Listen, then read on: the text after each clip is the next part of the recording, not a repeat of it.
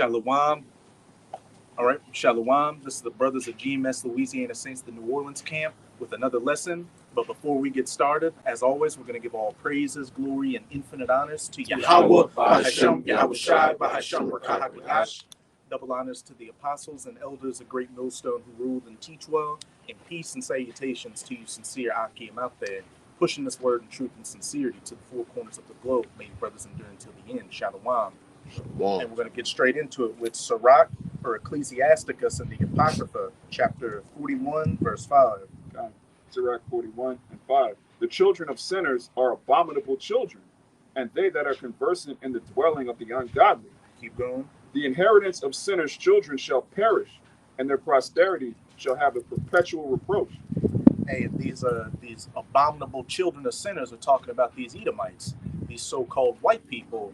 And as it said in verse 6, the inheritance of sinners' children shall perish. And as we can clearly see, the United States of America and really these Edomite countries globally are on the decline economically, morally. Their birth rates are declining, and they're about to go into a world war and shoot nukes at each other. And as it says, and their posterity shall have a perpetual reproach. And hey, that's starting with the men of the Lord out on the highways and byways preaching this word, as well as putting up these video epistles, hey, being those spiritual prosecutors, bringing you before the judge, Yahweh Bahashem, Yahweh Shai, and saying, look, you are the Edomites, and everything you've done, there's going to be a recompense for it. Keep going on. The children will complain of an ungodly father, because they shall be reproached for his sake. And we're about to go into an article giving an example of how the children will complain of an ungodly father because they shall be reproached for his sake. Down in Florida, they're planning on passing a bill to where parents and students can sue if some teachers talk about CRT or critical race theory in school, which critical race theory should be called critical race history, as Elder Malcolm has his channel, because all it is showing all the injustices that you American Edomites have done to the children of Israel, the so-called Negroes, Latinos, and Native Americans, ever since you took the Southern Kingdom from the west coast of Africa to this land and enslaved the Northern Kingdom here. It's been nothing but rape, robbery, murder, all the way up until this day. Now you put poison in the water, in the food. You push out these rappers and all these other false ideologies out here to make our people thugs and beasts and animals, and there's going to be a recompense for it. You won't be able to escape, Esau. Just showing the children of sinners complaining of an ungodly father because they're being reproached for his sake. And it's not just CRT, but these Edomites in general. Edomites will come up, and you've heard it. I didn't do that. That was my forefathers. Or just go to any video dealing with a racial issue. Why do we got to talk about color? This is 2022. I've got black friends. I've got Mexican friends. Look, all this bullshit. That doesn't matter in the eyes of Yahweh Bahashem, Yahweh Shai. Doesn't matter if you were an Edomite, because all Edomites are wicked. If you were an Edomite that was less wicked than other Edomites, just like all of the nation of Israel had to go into slavery and be punished, it's going to be the same thing for you Edomites. Our priests had to go into slavery. Our kings, what makes you any special? Like, get the scripture on that. Get the scripture on that. God, in Ezekiel, I know exactly what's that. Yeah, these people think they're the exception to the rule. Yes, millions of Edomites that were killing and lynching, but you know, I'm the one good Edomite. Ezekiel 21, 3-4. Right? As it's about to say in this Ezekiel 21, and as this brother was saying, our kings, the priests, the prophets, righteous Jakes, all the way down to the most wicked Jakes, went to hardcore bondage and slavery under you Edomites, and we're the nation and the children of the Most High. So how much more is it going to be for you Edomites, who He created to hate? I got one for you too. Okay. What? Get that Ezekiel first. Okay, it's Ezekiel 21, verse 3. And say to the land of Israel, thus saith the Lord, behold, I am against thee, and will draw forth my sword out of his sheath, and will cut off thee, the righteous and the wicked. As it said, and say to the land of Israel, thus saith Yahweh, behold, I am against thee, and I will draw forth my sword out of his sheath. And who is the sword of the Most High? Esau. And I will cut off from thee the righteous and the wicked, righteous Jakes and wicked Jakes. And we all went into slavery in the transatlantic slave trade. And then our brothers in the Americas got their land stolen. The same thing happened to them, raped, robbed, and murdered. Some of them put into slavery and sent to the four corners of the earth, you name it. Read verse 4. Seeing then that I will cut off from thee the righteous and the wicked, therefore shall my sword go far out of its sheath against all flesh from the south to the north. Hey, reiterating the point, seeing then that I will cut off from thee the righteous and the wicked. So if the children of the Most High, Yasharallah, from the righteous to the wicked, went into slavery and had our reproach, it's going to be no different for you Edomites. Every single one of you, old, young, man, woman, child, crippled, in the so-called right mind, you're going into hardcore bondage and slavery for 1,000 years. And we're going to do double unto you as you did unto us. So you can try to pass bills to block critical race history or say, I want my forefathers, anything like that. The Most High don't want to hear any of that shit. Just like when we were in captivity, and even today, you're like, that was 200 years ago. That was 400 years ago. You're not in slavery anymore. You can go work at McDonald's. You can go work. You can go be a low-level executive at a Fortune 500 company. None of that matters. You're not in slavery. Look at Michael Jordan. You guys have millionaires. You have billionaires. You're free now. Bugged out. Mm-hmm. You got a precept by? Yeah. This is Psalms 50, and I'm gonna start at 17 and read down. It says, seeing thou hatest instructions and casting my words behind thee, when thou sawest a thief, thou consentest with them, and hast been partakers with adulterers. And when thou sawest a thief, thou consented with him and was partakers with adulterers. Hey, you Edomites, you see Jake is constantly getting robbed and fucked over in every aspect of their life. But hey, you're down with it because for the longest time, America was for you. Hey, I got my job, my suburbs. Hey, I pulled myself up by my bootstraps. Let's forget the point that this whole country was built off of Edomite supremacy. I did it. Why can't you do it? That's an issue in the inner cities. But now you're starting to complain because these elites are throwing you under the bus now. You're like, let's all come together like 9/11. Hey, we're all one nation, one country, one creed. We all bleed red. We're the human race. That's all bullshit. And that the men and the women who have woken up to the fact that they're Israelites believe the same thing. We see the injustices that you've thrown at us, and you know what? We enjoy seeing your kingdom go down right in front of you. Man, nobody stopped you in the 20s and 30s and the 40s and the 50s when you thought you was when you thought you was Klansmen, when you thought you was neo-Nazis and shit. Because you had whites over here that thought they was neo-Nazis. To the actual neo-Nazis over there said that you just fucking crackers, man. Yeah, they had one of the biggest political Nazi parties outside of Germany was in the United States of America. And also they had a big Nazi party in Britain. And when these German Edomites started invading these other countries, a lot of those Edomites in like France, hey, they're all really down with the program. So y'all consent on this Edomite supremacy, y'all. But when things go south, that's when you try to hide back in the shadows and be like, oh, that was our forefathers, that was the past. Yeah, but the thing is, nobody stopped you. When we pledge that we're Hebrew Israelites, you want to stop that, man. You want to come up against that. You want to set up COINTELPRO and different other programs and groups of Israelites to try to alter the word, man. All right, but I'm gonna keep going. It says in 17, seeing thou hatest not instructions and cast my words behind thee, when thou sawest a thief, thou consentest with them and was partakers with adulterers. Thou givest thy mouth to evil, and thy tongue frameth deceit. Thou sittest and speakest against thy brother. Thou slanderest thy own mother's son. Thou givest thy mouth to evil, and thy tongue frameth deceit. And creating this whole judicial system to get Jake caught up in. You ruin Jake's communities to where a lot of Jakes got to turn to being drug dealers and killing each other just to go into the prison industrial complex. You got the child support system, all that. Yeah, like that guy from last week, the video we was watching, the guy got killed in the Southern War. Mm-hmm. You know, even though he's bugged out, he made a point in the video. Like, down here, they systematically have no jobs, they have no resources for Jake. But every time you look around, like, damn, Edomite business is staying open for the last 17, 20 years. Damn, they're riding in Audis, they're riding in Porsches and all type of shit. Where all this fucking money at? But Jake don't see it. But it makes Jake resort to crime, all sorts of crime. You know, scamming, murder, you name it. It goes on and on and on.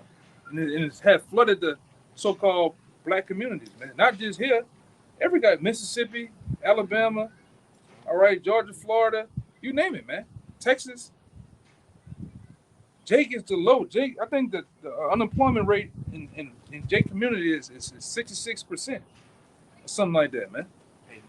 More so-called blacks and Latinos and Native Americans are more unemployed than these Edomites. And also to back up what you were saying, I remember reading a newspaper article about 10 years ago about how a so-called black woman, a Judite woman, tried to open up a bar in the French Quarter, but those other Edomites weren't having it.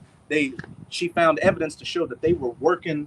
They all banded together to work behind the scenes to make her business shut down. So when Jake tries to build something and pull themselves up by their bootstraps, you Edomites do everything you can to burn it to the ground. Rosewood, Black Wall Street, all these other Jake havens that they had in the early 1900s, you destroyed it.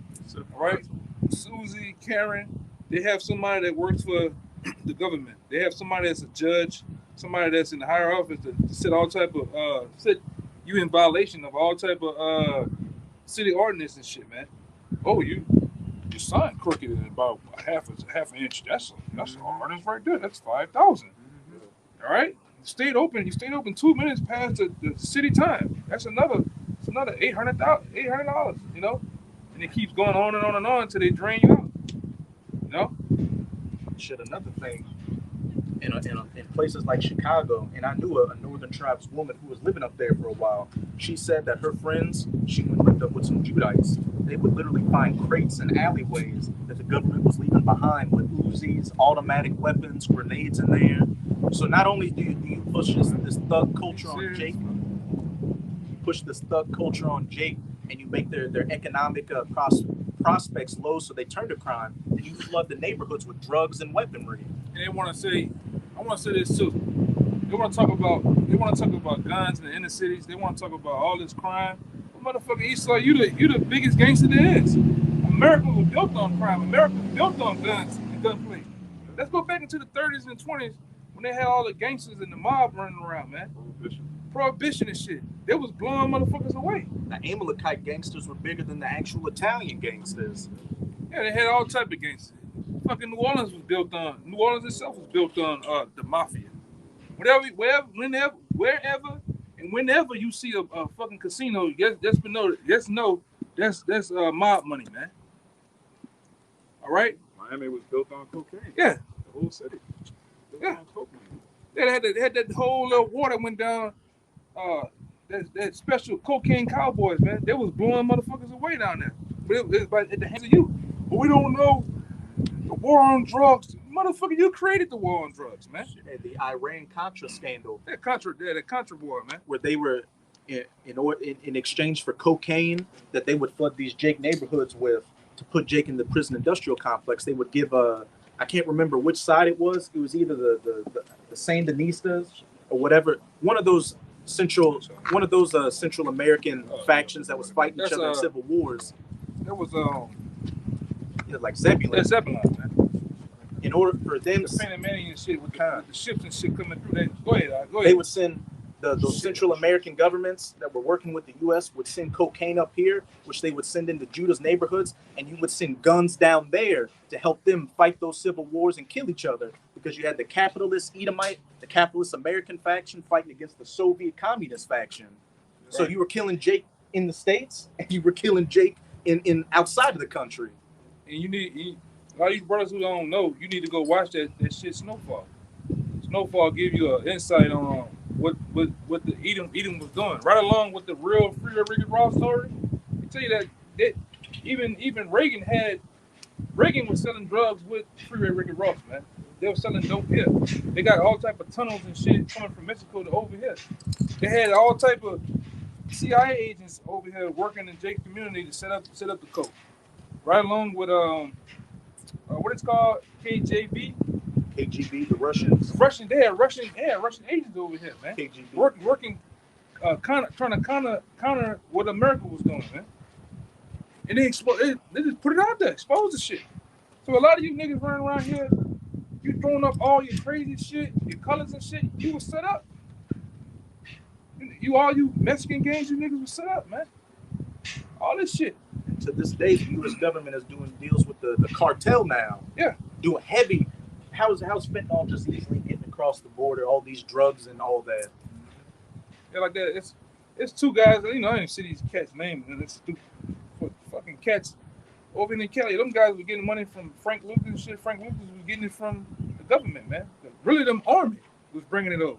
Yeah, they called it the Golden Triangle, which was like Cambodia, Laos, and Vietnam, which was you got the best heroin from that area back in the 60s and 70s during the Vietnam War. That was a damn drug war. Yeah, well, it was a fight for poppy seeds, man. The drugs, man. And I'm gonna say this, just like all these movies that go back to '82, even I think even Snowfall goes back to that time. You Jakes was when you looked at the black woman, she was lively. She had life in her. You look at the black man back then, they had their pants up, nice dress, and shit like that. Then what? 80, 85, 86, 87. Gangster rap, you niggas The crack era. look like zombies, man. You got niggas on the corner like this, just drugged up, man. And they destroyed you niggas purposely, man. From that crack you Edomites flooded Jake's communities with. And you don't think there's going to be a recompense for that? Afflicting the apple of the Most High's eye like that? I'm gonna tell you something else. Those higher up Edomites was doing. They was actually starting in California, down south. They was flooding the south. They was flooding the west. All right, with the building of these prisons, man. And they was investing in those prisons. They was putting stock and money in those prisons to be built to enslave you niggas, man. That's what it's about.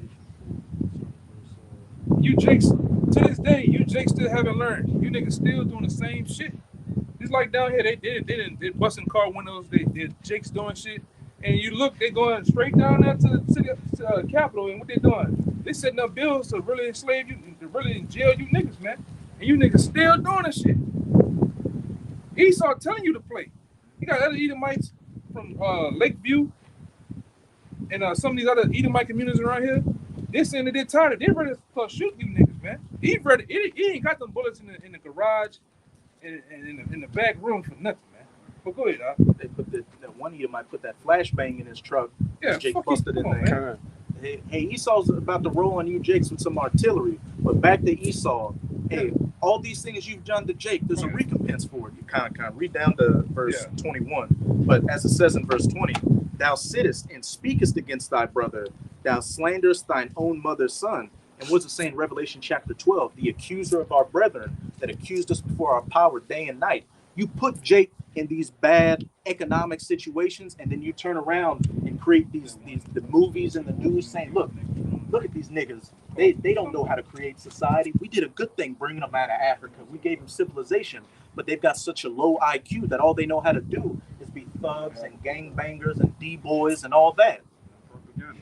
Mm-hmm. Esau's known for that. Anytime he wants to kill somebody, he dehumanizes them first. Like this isn't a real person, so it's okay to kill them. you in the early 50s, 60s and 50s, you would call hoodlums. Yeah. You know, goons. Which it ain't. And then you niggas came back in 2000 and something. You went to calling yourself. It's not a good thing to be called a goon. Go look up the definition of goon, man. Savage. And they had a movie back in, I think, the 40s or the 50s called Reefer Madness, which was a propaganda movie against smoking weed, which we don't advocate for smoking weed, but the whole premise of the movie is when nice white, well-to-do suburban youths smoke reefer, they start listening to black music. The white woman wants to go deal with black men. When black men smoke weed, they want to rape white women. Like, just Birth of a Nation. Birth of a Nation, kind. Yeah, the first Hollywood blockbuster was a propaganda hit piece against you so-called black men. And the president at the time, Woodrow Wilson, played it at the White House and said, "This is a cult. As sad as the history is, it's true. This is a cultural, historical monument." Right, he got a scripture. Kind of. I got the brother give a scripture. It's Habakkuk 2:15. Woe unto him that giveth his neighbor drink. Strong drink. Yeah, drink. That's good. That putteth the bottle to him, and maketh him drunken, also that thou mayest look on their nakedness. So that drink has first and foremost to deal with strong philosophy, man. All philosophy, but it also can go into drugs, guns, all right, various other things that make Jake stumble, and that's what they do. It's make you niggas stumble and destroy you. Then they come through, all right. They come through with their Aston Martins and different cars and watch you niggas in these hoods obliterate each other, man. Or they sit back and profit off it, all right. They sit back and they invest in funeral home businesses and different shit in prison systems to profit off you niggas, man. And they did it down here when I came back, when they had nobody in New Orleans. When I came back for Katrina, they had bus services with double-decker buses going to the night wall. Edomites getting up, taking pictures, and you niggas is fucked up down there, man. You outside the liquor stores, eyes all brown, red and shit. You stressed out, and the niggas is made money off you, man. Go ahead, And another thing too, funny, over in I think Sweden back in the 50s or the 60s, they had literal human zoos where they would have Jake kids in like cage settings, and Edomites would go and gawk and throw them bananas and shit like that. There's a black woman. She had curves. High Tide Venus. Sarah Bartman. Yeah. Just put her on display like an animal. Yeah, a lot of white men was sleeping with her until she got all type of diseases and shit, man. You know, that's the history of you devils, man. Read verse 12 in that Habakkuk 2. See, you fucking mad at us, man, as Israelite men, because first and foremost, we gotta give all praise to the Most High. The Most High gave us the spirit to remember ourselves and to remember what the fuck our enemies done. You're mad because we bring these things out on you devils, man. And we're gonna continue to bring these things out on you devils until the Lord brings the end, man. All right? Go ahead, Verse 12. Verse 12. Woe to him that buildeth a town with blood, and establish a city by iniquity. Woe or destruction to him that buildeth a town with blood and establish a city with iniquity. Even these heathens know how America was built. It was built off the rape, robbery, and murder of the so-called Negroes, Latinos, and Native Americans. And you had around that time when Trump assassinated Qasem Soleimani, you had one Iranian Elamite put on Twitter, "Americans are just mad at us because we have a rich cultural history, but their history is nothing but slave masters and slave owners." And it's the truth. Everybody know it. They call it America's original sin, slavery, and it still goes on to this very day. It's just become a more mental slavery, systematic slavery. And it's still physical. These Fortune 500 companies, their products are built by Jake. That's in slavery, man. Right. The 13th Amendment, we're going to abolish slavery except if you commit a crime, which everything Jake does is a crime. That's a loophole, man. Yeah, you put him in crime, and then you send him to even one of the worst prisons there is in America, you know, to this day is Angola. Angola look like you went back in time. You go up there, it look like your ass went back in time to the 30s, man. And that bitch is rusty, it's old, cotton fields, horses, and he got Warden Kane. He looked like a motherfucker that was on Goodbye Uncle Tom. The different wardens and police officers around there, they look like it's like you just went went in a fucking time machine, man. Like life. Yeah, that's how it look. Look like life, man. And then the motherfucker said Jake in that bitch dying every day. It's some niggas coming in on the bus every day, and it's a bunch of Jakes dying every day, man. It's a revolving door. And they profit off it, man. They make all type of license plates and shit. He a dick, man. Mm-hmm. You know? But go ahead. Can you read that verse? Yeah, I know. Yeah, 21. Yeah. 21. Verse 21 in Psalms 50 and 21 says, "These things hast thou done, and I kept silent. Thou thoughtest that I was altogether such as one as thyself, but I will reprove thee and set them in order before thine eyes." These things hast thou done, and I kept silence, because we had to feel the measure of our slavery.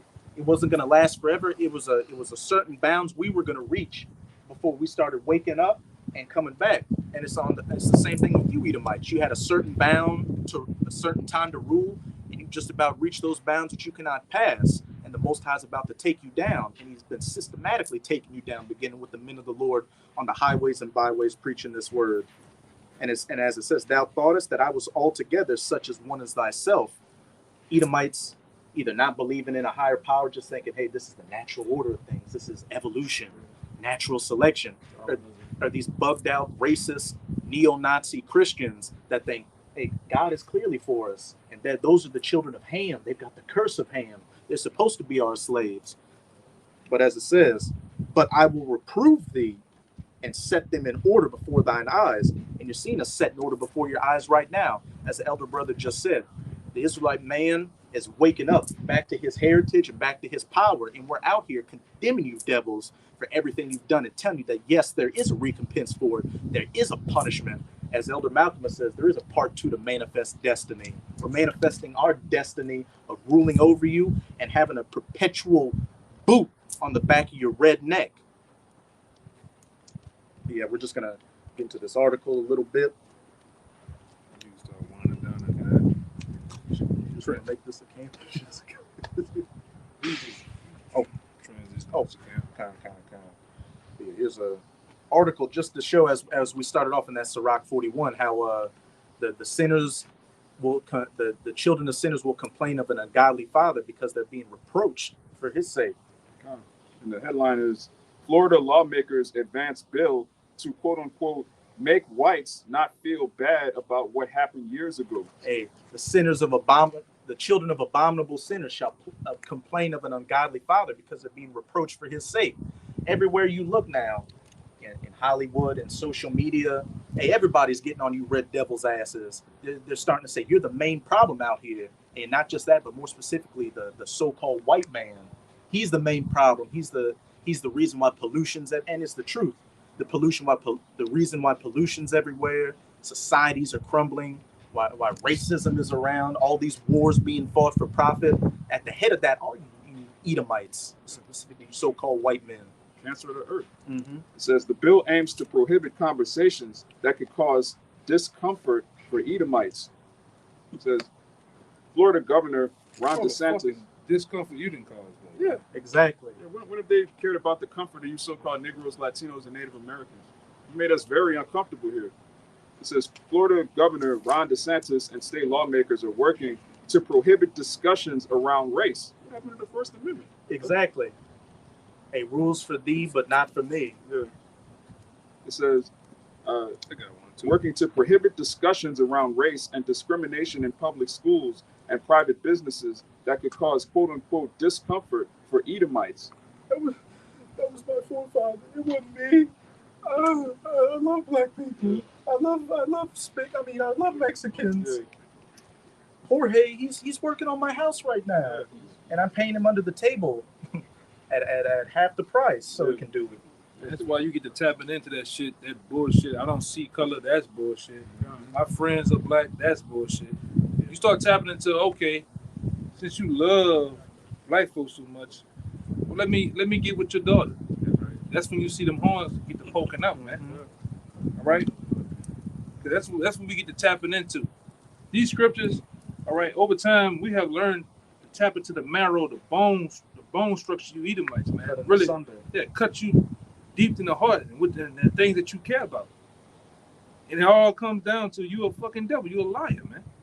All right? You don't love nobody. You don't love nobody but Satan. You love wickedness, man. All right? So that, and like I say, you hate us because we tell you the truth, man. It's right. Two-thirds of our own nation hate us. All right? You graham cracking niggas, you niggas that are brown, but really you're Edomites. You're really Edomites. Through your foreparents, you hate us too, man. And like I said, we're gonna keep lighting the flame to you niggas with these scriptures, man, with this history, man. The proof is in the pudding. Yeah. And this is what the bill says. It says, an individual by virtue of his or her race or sex does not bear responsibility for the actions committed in the past by other members of the same race or sex. Hey, somebody get me Revelation 13 verses 9 to 10 real quick. Let's see what the scriptures have to say about that. I got one go with that. Kind.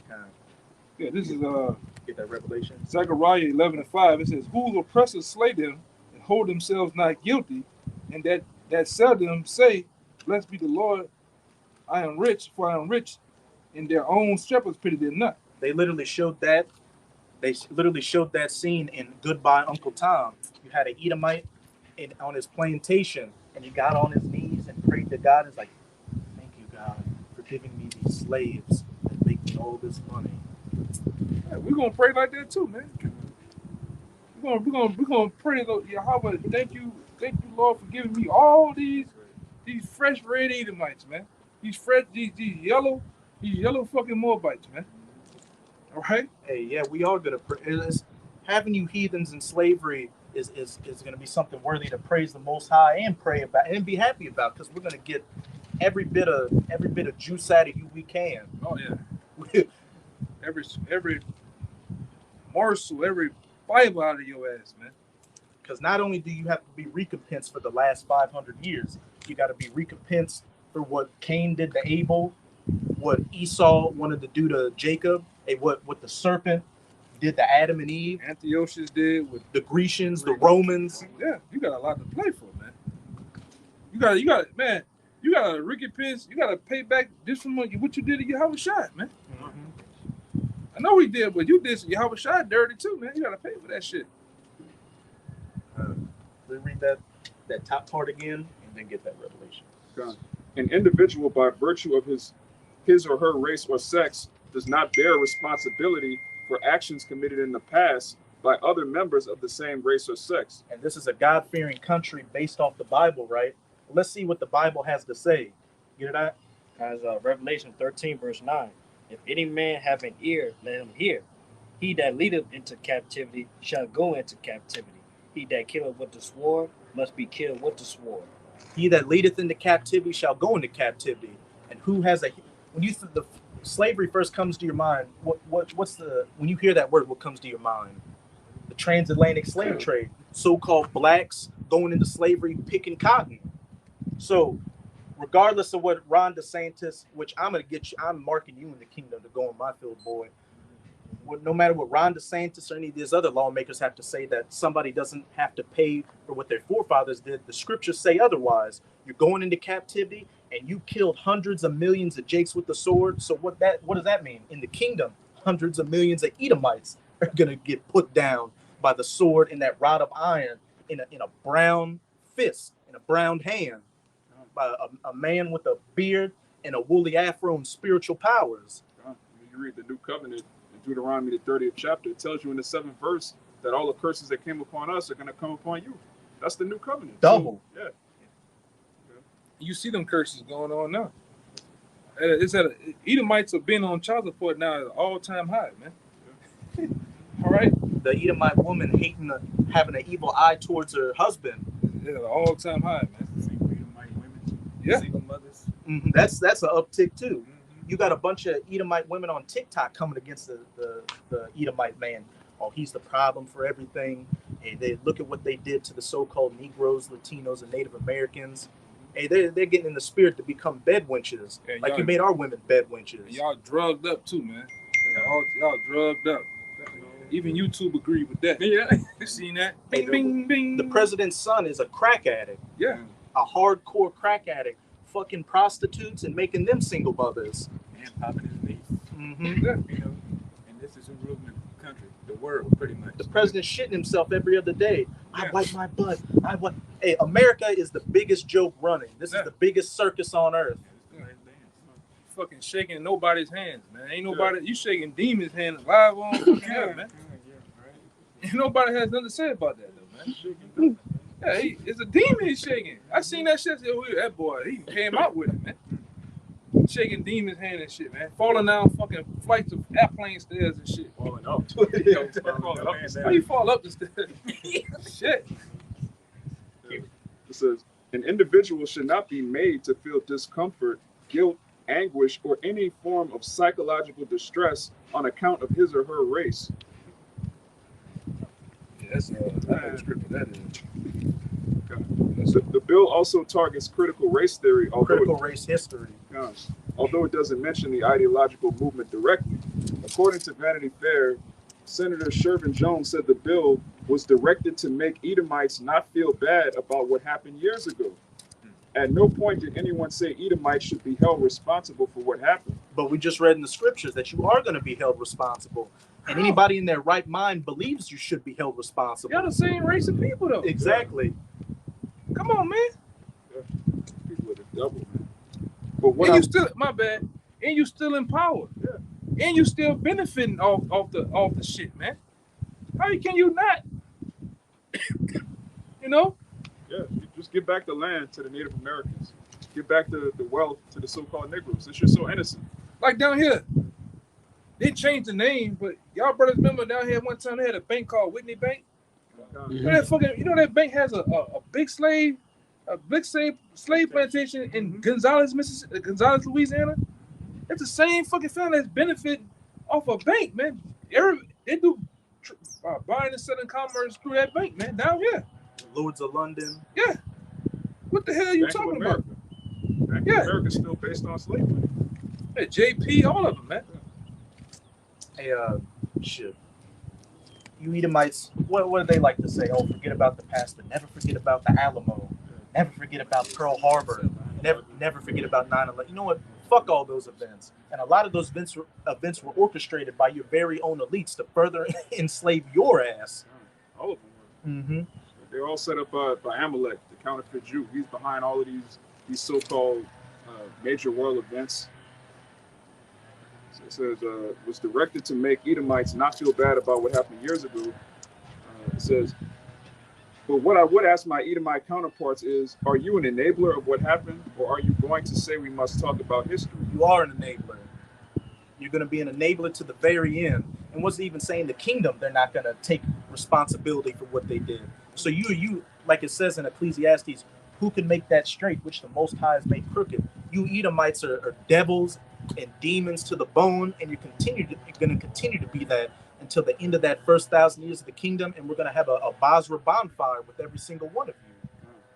Says DeSantis said that CRT is quote-unquote crap and pledged to pass legislation giving permission for parents and employees to sue if they are subjected to listening to the theory, which is, again, it's history. That's it. Hey, and it doesn't matter if they pass the bill that some people get sued or anything. Biblical prophecy is still coming to pass. Edomites are going down, and you're going into slavery, and there's nothing you can do about it. And that article alone just goes to show how bad these Edomites are hurt out here. And it's mainly through the truth. More people know about this truth and watch the brothers, the apostles and elders of GMS than you think. That's why everybody's bugging out and hurt out here and wanting to pass all these bills and legislations to keep this word from going out. Speed of Hawashai comes back. Just soon. You see the chariots, you see the destruction. You gonna try giving them papers, man. Get a PI. You ain't gotta get a PI, man. Private investigator. Just go and try to give him them papers, man. You've been served. You gonna get served, man. Yeah, precept. We'll get that. We'll get yours. We'll get the Lamentations, and we'll close out with Isaiah 14. Amos 1:11. Thus saith the Most High, for 3 transgressions of Edom, and for 4 I will not turn away the punishment thereof, because he did pursue his brother with the sword, and did cast off all pity, and his anger did tear perpetually, and he kept his wrath forever. And it says in Ezekiel chapter 35 that they had that perpetual hatred. And when you go into that word perpetual, it means never ending, enduring from antiquity. And as it said, you, and as it also says in Isaiah 47, that you didn't even have any mercy upon the old. So the Most High, as it just said, reread it out. Good. Thus saith the Most High, for 3 transgressions of Edom, and for 4 I will not turn away the punishment thereof, because he did pursue his brother with the sword, and did cast off all pity. I will not turn away the punishment thereof. He that leadeth into captivity shall go into captivity. He that killeth with the sword must be killed with the sword. And if you're a so-called Christian that believes the scriptures, hey, believe on that. Try to speak against that. You can't. That's Job 34, verse 33. Should it be according to thy mind? Question mark. He will recompense it rather thou refuse or rather thou choose, and not I. Therefore speak what thou knowest. And he will recompense it whether thou refuse, rather thou choose. whether you want it or you don't want it. You're going to get recompensed. Everything's been set in stone. As it says in Isaiah 55, verse 11, so shall my word be that goeth forth out of my mouth. It shall not return unto me void, but it shall accomplish that which I please. Hey, there's no escaping paying this tab that you built up to the heavens, and it's going to be paid in blood. Like recently, we went into Daniel's, 7. We went through that. You devils, man. You had your time at the Roman Empire. You went down for a period. You came back into power as an extension of the Roman Empire through America. All right, it's that little horn. But guess what? There's never in history has the Roman Empire went down in a blaze. All right, but this extension of it, all right, this last beast, all right, you devils are gonna go down in a blaze, man. All right, through thermonuclear destruction. That's why we are all for what Russia is doing, man. All right, the Lord, you see them fucking hooks, man. That hook is coming out of the jaws of Russia, man. That same hook of Ezekiel, man. So let Russia, man, let Russia do what the fuck they need to do, man. If Russia wants to blow this motherfucker away, let them do it. I don't want to see no more Dwayne Wade's sons and all. Let them do that shit, man. Let them do whatever the fuck they gonna do, man. And the Most High is putting it on them to do it. All right. And it's beautiful, man, to see prophecy unfold the way it's doing, man. Right before our eyes, man. We are part of prophecy. What we're doing is prophecy, man, in these end times. So hey, man, the hell with Esau, man. The hell with this kingdom. The hell with your rulership. The hell with you, man. Got the Lamentations. We'll close out with that Isaiah 14. Guys, Lamentations 4, start at 21. Rejoice and be glad, O daughter of Edom. Right. There's Lamentations 4, verse 21. Rejoice and be glad, O daughter of Edom, that dwells in the land of Uz. The cup also shall pass through unto thee. Thou shalt be drunken and shalt make thyself naked. Hey, rejoice and be glad, O daughter of Edom. And you should be rejoicing right now, because it ain't getting better from here on out. You should max out your credit cards, do as much blow as you can, go to PetSmart and Petco and buy as many lovers as you can. All that. Skydive without a parachute. Anything to your heart's desire. You should fulfill your heart in wickedness, because once we get you under our boot heels, hey, it's only going to be righteousness for eternity. And if you even think wickedness, you're going to get chastised for it. And the punishment of thy iniquity is accomplished, O daughter of Zion. He will no more carry thee away into captivity. The punishment of thine iniquity is accomplished, O daughter of Zion. He will no more carry thee away into captivity. We've just about reached the end of our punishment for eternity. We're not going into any other captivities under Japheth or Ishmael or whatever you bug out say. We're going into the kingdom of heaven, where we're going to finally be at rest and in righteousness, having the laws, statutes, and commandments in us under the new covenant, which is only for Israel. That's a point. That's a good point. And niggas always want to argue about. They come up.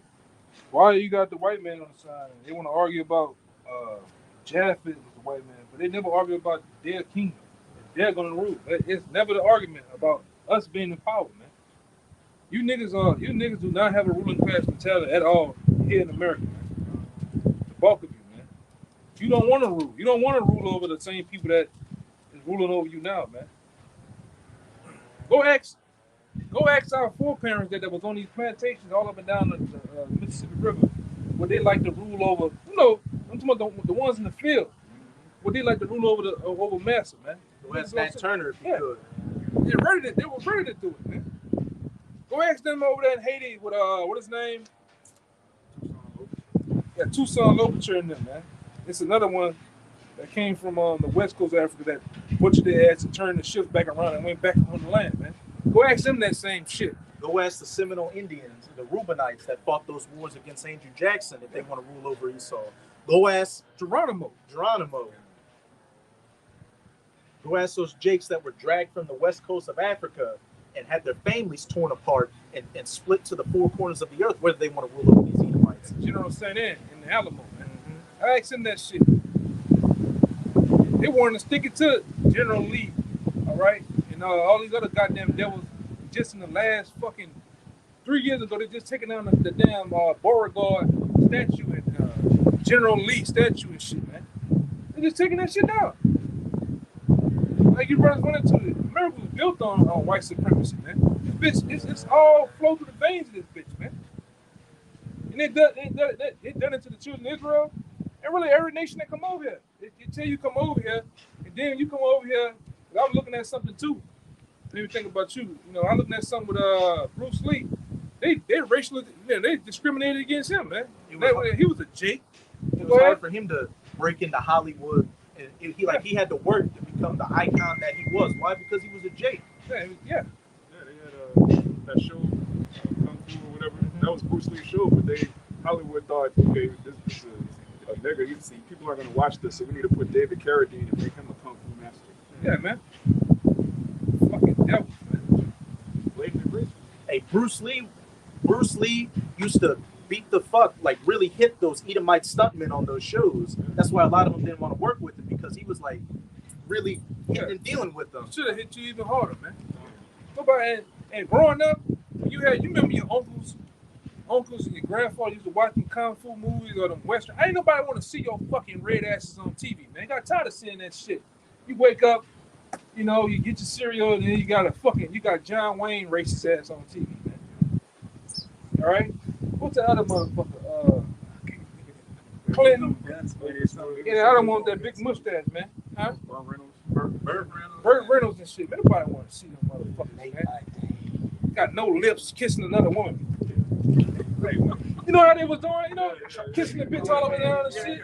Nobody want to see you, man. Charlton Heston being Moses. Yeah, Charlton Heston's best movie was Planet of the Apes, when he was in the rightful place, man. Yeah. In his rightful place, man. And in the new Planet of the Apes, you had the big Jake on Green Mile play one of the head apes. Yeah. And he said, "You damn dirty human, get your hands off me, you damn dirty humans. Better get your damn hand. Edomites ain't even gonna touch us in the kingdom, but you damn dirty piece of shit, scumbag, worthless fucking Edomite." You gonna get that Peter action, man. Eat for your rich, son. That's all you gonna do. That brother and the other brother, yeah. Remember your boy went to Little Tokyo on the video? Go get that action, man. That's all you gonna hear. That's all you gonna hear. Touch that brother's shit. And your shit, you ain't gonna know where the fucking shit came from. You just gonna hit a voice. Shit, we're gonna hit you and your boy, Ham. I know where to live. Yeah. Ham is gonna beat the fuck out of you too with a jambak. Look that up. That's a whipping stick that breaks the skin when you hit somebody with. There'll be a lot of jambaks around. They got them like nails or razors in that bitch at the end. Bust you open. Cat of nine tails, all that. We're gonna put Google road maps on your fucking back in the kingdom, man. Really, I'm telling you, man. Get them backs ready, man. Yeah, look at it. The Lord got him with a no shirt on, man. I didn't even know he was right there. We're gonna get like. Look at that back. That's a fresh back. Look. That's prime real estate. Prime real estate, man. I want to get in Planet of the Apes. You know, they had that big thing. This big long metal pole with the latch on their neck, pulling you. We're gonna laugh when we put your families on auction blocks and breaking them apart, grabbing your babies out of your hand and sending them on a ship all the way, never gonna see them again. These are all the things we are happily and diligently looking forward to. The faith and the patience of the saints. As soon as you come out, we ain't gonna slap you in your ass. We're gonna slap the fuck out your little babies in the face. Shut up, little whore, right? And put that fucking little yolks on your neck, man. Baby chains. Yeah. Straight out the box, man. Fuck up, man. Finishing Lamentations 4 verse 22. He in love with us. He will visit thy iniquity, O daughter of Edom. He will discover thy sins. Hey, and the Most High is visiting your iniquity right now with the prophets out here prophesying against you and your kingdom, visiting your sins. And as I said, he will discover thy sins. Again, we're out here doing epistles like this, going into the scriptures and linking it up with your history, just pulling up your skirts and showing your nakedness. And the next thing to come is that recompense. As it's about to say in Isaiah 14. This Habakkuk 1:12. It says, Art thou not from everlasting, O Yahweh, my power, my holy one? We shall not die. O Yahweh, thou hast ordained them for judgment. Thou hast ordained them for judgment. And what did one of the seven brothers of the Maccabees say to Antiochus? Hey, you've got no place in the resurrection. Hey, just keep going. We're gonna just roll it in the Fuck it. Just keep going. Shit, then get that one of the Maccabees. Yeah. I I just just changed changed. the heading, you know. It says, Thou hast ordained them for judgment. And almighty power, thou hast established them for correction. And ordained them for judgment and established them for correction. Correction by what? That rod of iron, splitting that hairy scalp in two to the real white meat. Thou art of purer eyes than to behold evil, and canst not lookest on iniquity. Watch that waltz, man. Wherefore lookest thou upon them that deal treacherously, and holdest thy tongue when the wicked devour the man that is more righteous than he? What is saying Psalms 50? Because the Most High didn't do anything, you thought that he was one as you. But no, the Most High has been, and the angels have been recording everything. And no stone will be left unturned. No stone will be left unturned when it comes to the judgment of you Edomites. The Lord have allowed our enemies to be lively against us. That's why they feel as though they stout. All right, they stout in heart and mind. All right, they stout in muscle. Okay, they armies. Okay, because they lively, meaning what? They're fully alive with the power of the Lord against us, man.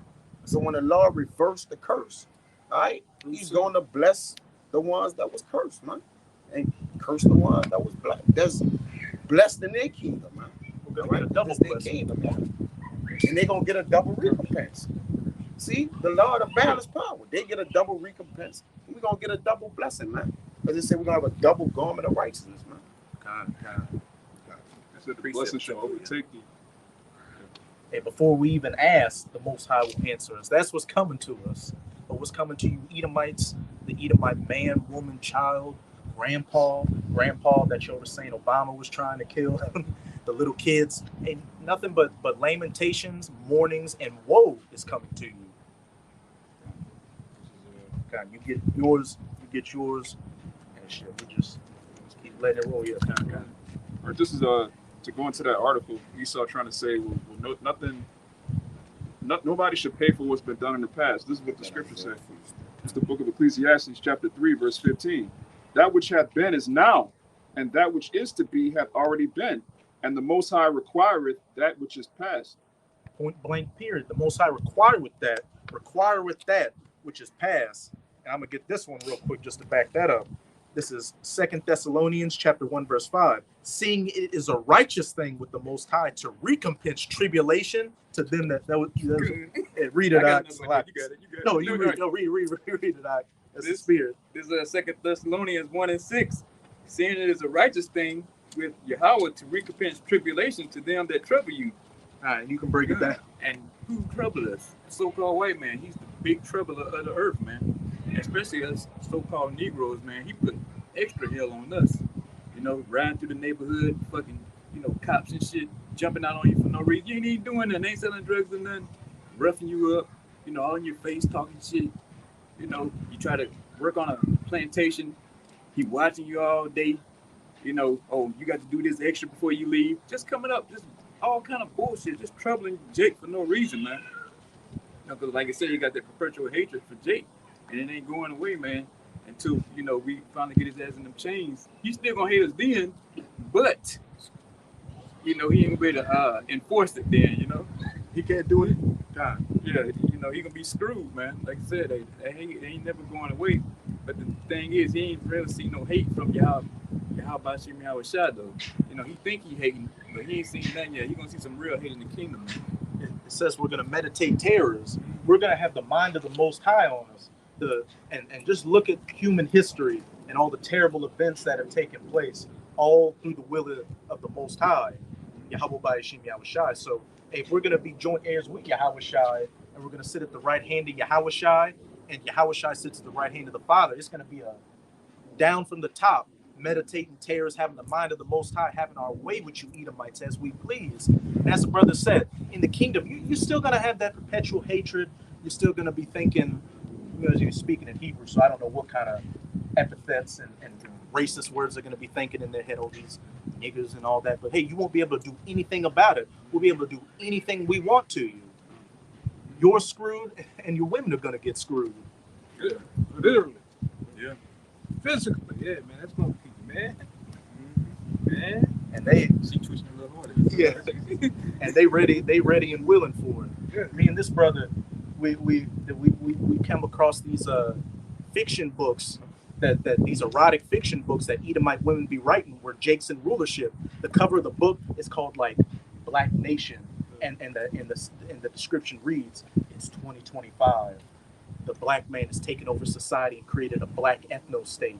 White women are bred by alpha black bucks, while white men have been sissified and are slaves. Yeah, this is what Edomite women are writing and reading, Dreaming about, man. yeah, posting it all on Facebook. Yeah. They can't wait for the kingdom. Yeah, a lot of these different sites, you know, I ain't gonna go into it, you know, nothing used in the world. Right. But you know what I'm talking about, The right? knee right, pads right, and right. Tim Yeah, sites. a lot of them sites, you know, with women, with the Edomite women, all they toys is what? Yeah. Jake. That's Chocolate rubber. Yeah, that's the highlight of an Edomite woman's date, man. What they say, they want something tall, dark, and handsome. You Edomites is nowhere near that description, man. Right? You're nowhere near that description. You know? Oh my God, like, you see your skin. Man, go to, hey, I've been to California, man. Go around UCLA, Berkeley. Go around USC, and they just can't touch your beard, can't touch your hair. Oh my God. And she's doing shit. She's walking, she's bent over in front of you. Oh, Yeah. sorry about that. You know, but you, Jake, fucking Jake ain't never experienced no shit, man. Them Edomite women want Jake, man. Bad. They hurt. Hurting, yes. They're trying to create a whole new generation of Steph Curry's, Drake's. Yeah. This is one of a Jake that's like a beige Jake. That's The Dominant, man. the Edomite white woman's favorite accessory is a little mocha baby in her arms. You don't want no Braxton nigga, man. Two man, hey man, you grab up. Hey, what's up? You talking to her? Man, just try this one day. You dealing with one of them, nigga, you getting to that point, man, just grab her belt loop and bring her to you. Watch what happens, man. So overflow and flood gonna happen. Yeah. Niggas ain't doing nothing in life, man. Like a damn bustle. Yeah. Yeah. What's up, man? You grab her. Jake ain't ever grab a woman damn, you ain't trying to choke her, grab her by the neck, man. Come on, I ain't gotta go there. Even then, Becky want to get choked, but that's a different story for off the cameras. These women wanna, even in nature, man. Let's go to one of the most dominant creatures in nature. The lion, the lioness want the one that has the darkest, black mane. Yeah, the black mane, the darkest, because he got the most testosterone. He's the most aggressive, man. The most strongest amongst all the other lions and shit, man. And they made Same thing with women. The women want no sissified, metrosexual ass fucking man. especially in the times we coming into with society about to collapse. And what's it say? A man shall be a covert from the wind. Yeah, you niggas ain't never slap a woman on the ass in the middle of something, man. I'm trying to be PG, but in the middle of something, you niggas never even slapped a bitch on the ass, man. Fuck her. You know what I'm saying? Niggas ain't done shit, man. That pretty boy spirit is gonna be pushed off the earth. Jake just sweating all the time. That shit was for a hot minute in 05. That pretty boy shit. Polos and polo shirts and Manicured eyebrows. yeah, manicure eyebrows, slashes. That shit died in 05, Cat 04, man. eyes. Yeah. But boat legs. yeah, nigga had them boat shoes on and shit, man. Loafers and shit. That shit died, man. The DMX nigga gonna win, man. Every time. That Conan Yeah, that win every ancient time, spirit. man. We're coming in the time to where nobody gonna care about democracy, feminism, equal rights. Hey, it's gonna be get it how you live in that day. Really, the Israelite man gonna win, cause that same Conan spirit is gonna be turned righteous and superior. I mean, dominant, man. You gonna give a motherfucker that look? She know she going straight get up, straight away in the bed chamber. She know what that gonna mean, man. Ain't gonna be all this guessing and do you want to go on a date? What's your name? Yeah. Man, fuck all that, man. You wanna go? Fuck that shit. You wanna go to Applebee's? Dinner dates.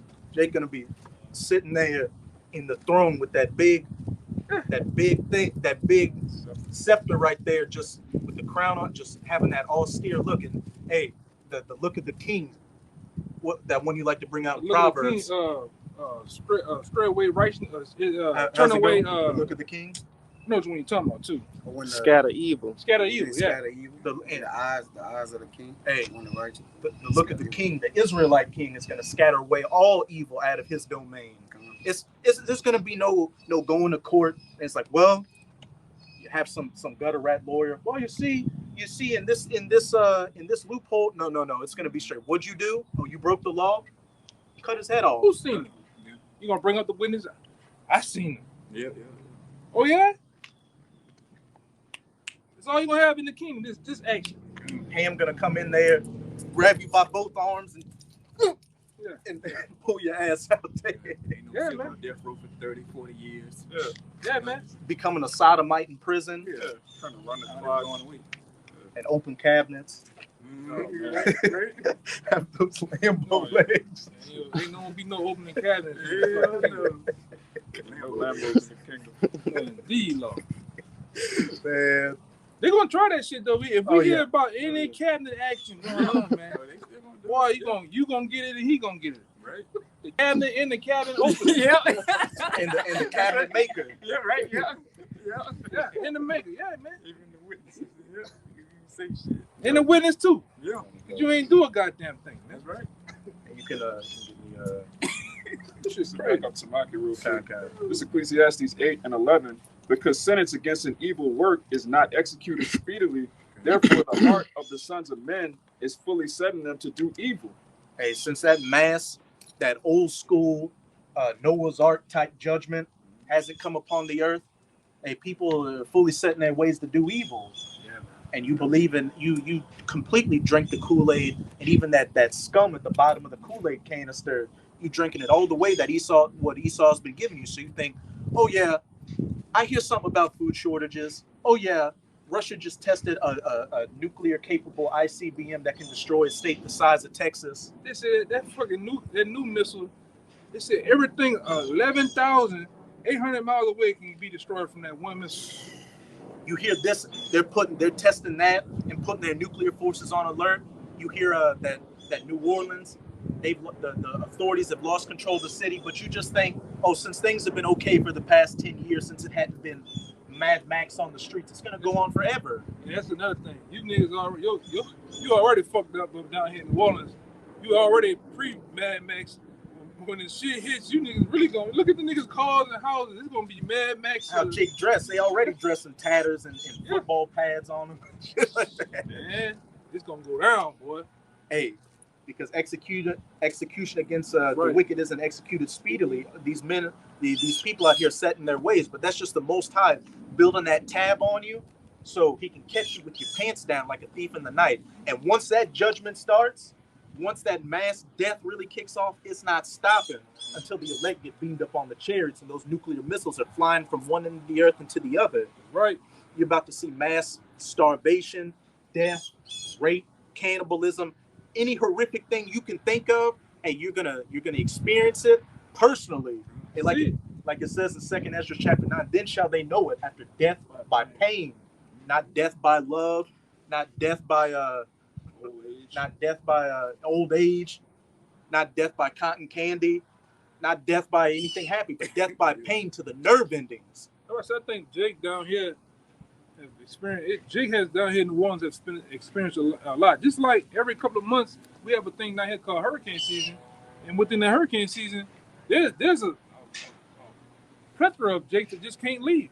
Well, so what happens when they can't leave? They go to rap, looting this shit. You experience this shit, looting. You experience all type of different things that go down here, and then it gets so crazy to where it said looters will be shot. So we have been, Jake down here kind of been preset already for that day, man. Mm-hmm. Got a little bit of a leg up. Yeah. Yeah, especially down Yeah, it's a damn murder fest down here. here.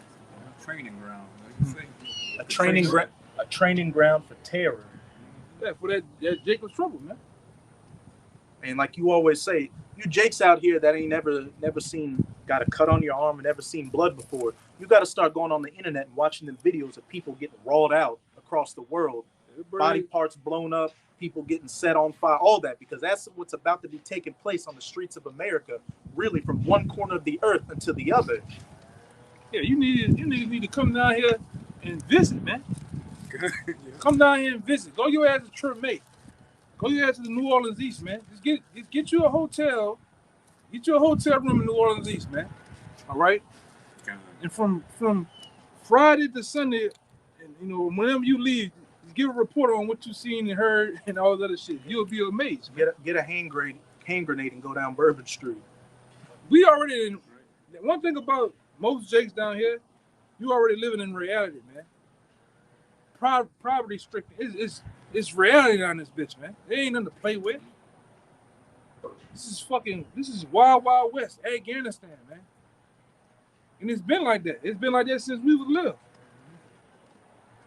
Being young, you seeing dead bodies, you smelling dead bodies, man.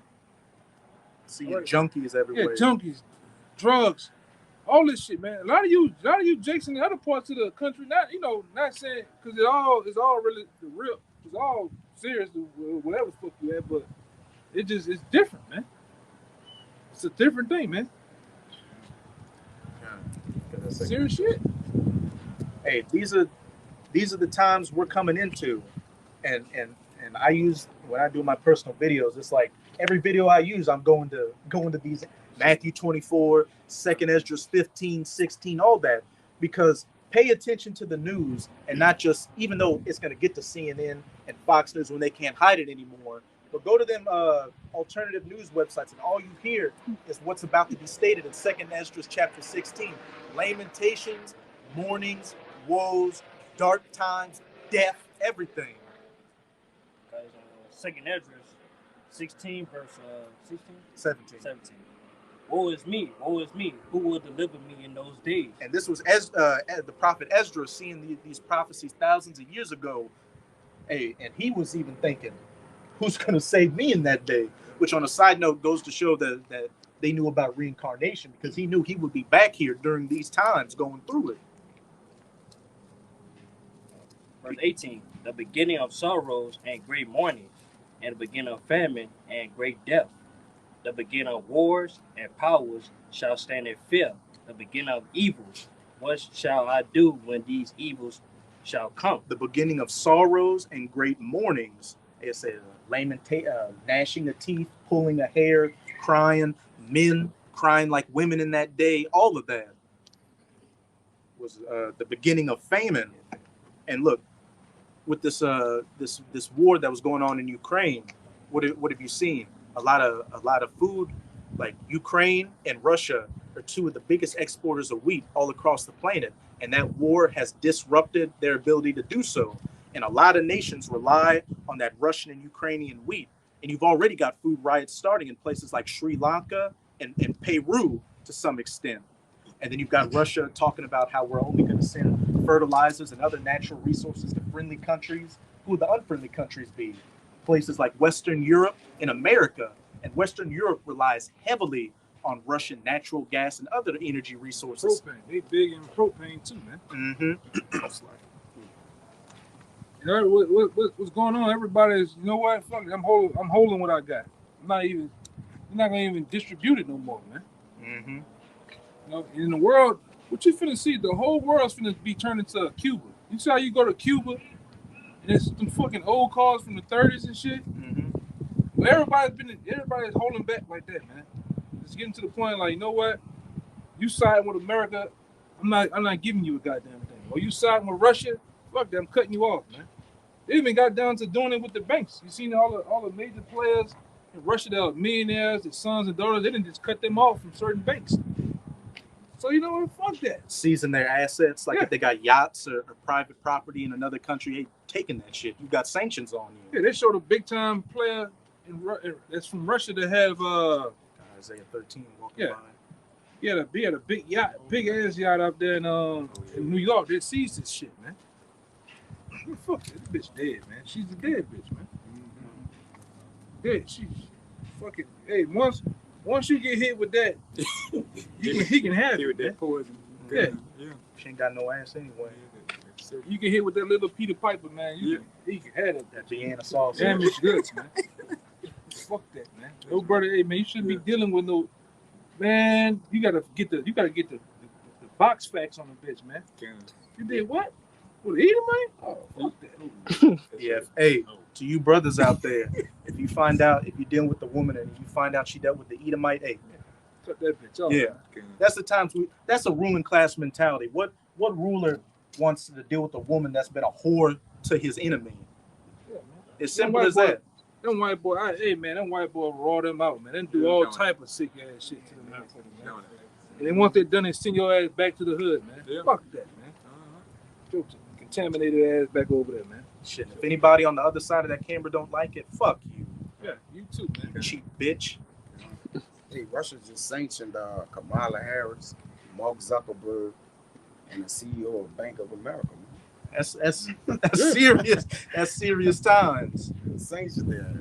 Hey, everybody's picking it. Hey, you remember back in the day when we were playing ball? You be like, hey, I want Amawai. Well, I want Somalia. Well, I want Right. Well, I want Koya. You picking the people to play ball with. Everybody picking their sides right now, man. The team been picking. Then Russia already done started it off. They swung first. Hey, remember back in the day? Knock it off my shoulder. Nigga, I knock it off. They knocked it off the shoulder, man. So now that's Going my in. boy. Yeah. Bumping up, walking by somebody and hitting them, Yeah, man. looking back, Dan. Yeah. What you gonna do? Everybody picking their sides, man. So it's on. It really is on, man. They got Edomites now, big Edomites now. They got YouTube pages, top podcasts. We in World War III right now, man. You might as well say. Days of darkness. And then I want to say one thing too. That the Lord had put that spirit on Putin. So Putin in the middle of a fucking war, man. I mean, flex the muscle with that new missile, man. Hey, America, don't forget I got these now. Don't forget about these, bitch. Y'all talking about I'm losing a war with Ukraine. Hey, don't forget I got this shit now. And I ain't scared. I trip and hit that bitch. Don't fuck with me, man. That's what they showed you, man. And he got that blank psychopathic look on his face, like I'll do it in a minute. and he's got some heavy hitters around him. The leader of his Chechenian soldiers told Putin earlier in the war, look, just close your eyes and don't pay attention to the news and let us handle business. That means we're gonna do any and everything, man. Edomite with a big old beard and a big old barrel-chested Edomite. It's that ancient look. You look at them, so everybody that's been going to war, it's that ancient look, man. And you got them Ukraine, so y'all got that shaved Edomite Roman look. You know what, y'all all Edomites, man. Y'all all, hey, I'm love to see white on white crime. Lord. That's the best crime. Yes. That's not Best crime, crime. that's entertainment. The best crime for the best time, man. Hey, and Zelensky, the president of Ukraine, Let back again. He came yeah, again. Zelensky, you got Putin, who is a former KGB operative, who's the president of the country now, flexing his nukes. And then the president of Ukraine did a video where he was in leather pants and high heels dancing to Beyonce and twerking. That's sick, man. The actor, he's Edom. And he's a gutter rat. What's the name said? Inside every man, there's a white woman. Every side of a white man, there's a white woman deep down. Yeah, inside. ready to come out, man. Yeah, who A said black that? Charleston? woman. Inside every Edomite man is a Eve. Yeah, Wanting to shake his ass all goddamn day. Ready to come out, man. Doing splits. Now it's physical. Yeah. Physically inside. You be somewhere, man. Throw on some Dangerously in Love. Watch every white man come out the fucking woodwork, man. Right? Strut. You fucking white man, you ain't fooling nobody. Putting them Lambo legs up. Yeah. You remember that commercial with the man dancing with the legs like this? Like the bitch sitting down. You know what I'm talking about? I have to see. Yeah. I don't want to see. That's you devils, man. You look at you, man. You ready to come out the closet, man. The world knows you. The world knows you ain't nothing but a bunch of big switch hitters, man. Good. I got a precept too. Yeah. Kind. Who want to go first? Yeah, man. This, You go ahead. You got it. This is Isaiah 13, and I'll start at 13. Therefore, I will shake the heavens, and the earth shall remove out of her place in the wrath of Yahweh, the Lord of hosts, and in the day of his fierce anger. And what's going to shake the heavens and remove the earth out of its place and make the earth stagger to and fro like a drunkard? Those nuclear-tipped ICBMs being shot to the ends of the earth. 200 million of them hitting this diseased-infested horde, America, Babylon the Great. And it shall be as the chased roe, and as a sheep that no man taketh up. And that chased row is talking about these Edomites and what these verses are about to go into, and these race wars that are coming to this country. And while all these other different nations are going to fight each other, when they get their chance to get their hands on an Edomite, they're going to take full advantage of it. You got a precept? This Time we'll we'll finish out in that Isaiah 13 and which precept. They shall every man turn to his own people, and flee every one into his own land. Every man turn into his own people and flee into his own land. What did Yahweh Shai say would take place in Matthew 24? Nation rising against nation. These race wars. And a little while ago, we just had a flat potato-built Eve walking with a serpent behind us on the little track. And that day, it's not going to be good for her, and it's not going to be good for him. Everybody is about to get jacked up if they don't want to play for their own team. Bedwinches and cooning is going to come to an end during Jacob's trouble. Violent end. It says, Simps too. Everyone that is found shall be thrust through. Thrust through with what? A literal sword, a knife, getting beat to death with a bat, a hammer, or that gun. Especially in America, since that's the main sword over here. And everyone that is joined unto them shall fall by the sword. The modern day sword is the gun. And the children also shall be dashed to pieces before their eyes.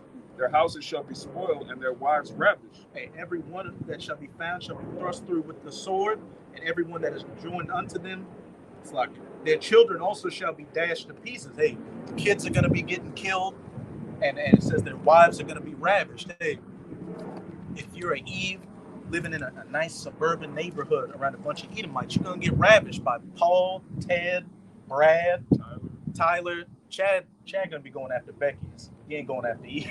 And Linglings. And Linglings, yeah. And their house is spoiled. And it says in 2 Esdras chapter 15 that a man shall have no pity upon his neighbor, but shall spoil his house with the force of the sword due to the lack of bread and for great tribulation. Going back to these famines. It's about to be dire out here with these famines. Besides the wheat exports getting messed up, over here in the States, there's been droughts in a lot of wheat producing states, which is going to lead to a drop in those crops. And also, a lot of these farmers can't get fertilizers for plants like corn. And corn is not just used for you to eat it off the corn cob. It's used in a lot of different products out here. It's a perfect storm is brewing to lead to mass famines and starvation. You had the head of the UN World Food Group say that, look, we expect around 200 million people globally to be on the verge of mass starvation very soon. And he was also saying to you European Edomites, if you don't start sending money and food to them, hey, there's going to be a major refugee crisis in Europe. Hey, Africa's going to come to Europe. The Middle East is going to come to Europe. And we already see how those Hamites and Ishmaelites are getting down being refugees in Europe. Yeah, they don't assimilate well at all. They don't fit into Western culture. They see a woman that's dressed like a so-called whore? Modern woman. They just take them. They think that's a prostitute. Yeah. That's a harlot. I can do whatever I want with it. It's true. Mm-hmm. They're in their right mind. And these things that he's speaking about, it's talking about probably by this summer, man. Like it's not a. It's things are not far out no more. All right, he's talking about this summer, man.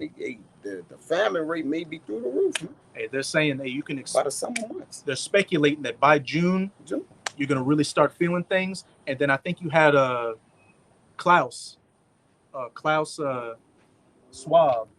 He say, or one of those guys in those higher echelons of power said, this is a hyper privileged society, the generation of use, but they will come to a time to where they won't be able to. They'll go to the store and won't be able to get what they want. What does that mean? Empty store shelves. And it says in 2nd Ezra chapter 6 that the full storehouses shall suddenly be found empty. You see that coming a mile away. If you're in the spirit, if you're watching prophecy, you're watching the news, you can see these things transpiring right now, man. God. You had a precept? God, Let's get back to that 2nd Ezra. Matthew 24:12. And because iniquity shall abound, the love of many shall wax cold. And we're clearly seeing that. We got a microcosm of that down here in New Orleans. Just a couple of weeks ago, 3 teenage Jakes carjacked the old Edomite woman, and they didn't even let the bitch get out of the car before they started driving off, and her arm got caught in the door and ripped off. And then you just got people all across the country just robbing people, carjacking. And over in California, they really getting down. There was some wife of a big studio exec. They broke into her house, dome tapped her, and took what they wanted. Ain't nobody safe. Hey, from the least to the greatest, hey, it's about to be a dog eat dog out here. They just broke in the mayor house, not the mayor house. He just was talking about it. The senator, the senator, Lieutenant governor. yeah, the lieutenant governor. Yeah. They just broke Into her house. But broke into his house, man. So again, people were not regarding it, like they're not gonna regard their kings, princes. Every man is just gonna take the course of action that says, man. It's gonna be That's like how tight it's getting. It's gonna be like it said in the book of Judges, and every man did what was right in his eyes in those days. And as quoting what the brother said in 2nd Ezra 15, they shall not regard their kings or princes, and there shall be sedition among men. And when you go into that word sedition, it means conduct or speech inciting open rebellion against a ruling authority or monarch. And I read an article a couple of months ago saying that this past year has been the highest year of threats against public officials, death threats. And then of course you've had, like what you just said, the lieutenant governor, inflation. You had the lieutenant governor's house get broken into. And you're going to expect to see it more. When these people really see that these politicians are just puppets for the elites and aren't helping them out, they're going to be going down to the public office, city council and all that, and they're going to start breaking in doors and cracking skulls. Because they can't take it out on the elites. The elites don't live in America. You can't get to them. Yeah, you can't get to them. So they're going to take it out on their puppets and figureheads. Public officials, public puppets. Yeah, some more in there? A little bit more. It says, but he that shall endure unto the end, the same shall be saved. And how are you going to endure until the end? Following after Yahweh Bahasham Yahweh Shai, gaining as much wisdom, knowledge, and understanding as you can, that as it says in Isaiah chapter 33, verse 6, it's going to be your stability in those times. I think you posted it, an article with Obama saying that we need to heavily censor the internet because there's a lot of dangerous information coming out. And we can clearly see that they're building up that narrative towards the fame of the word.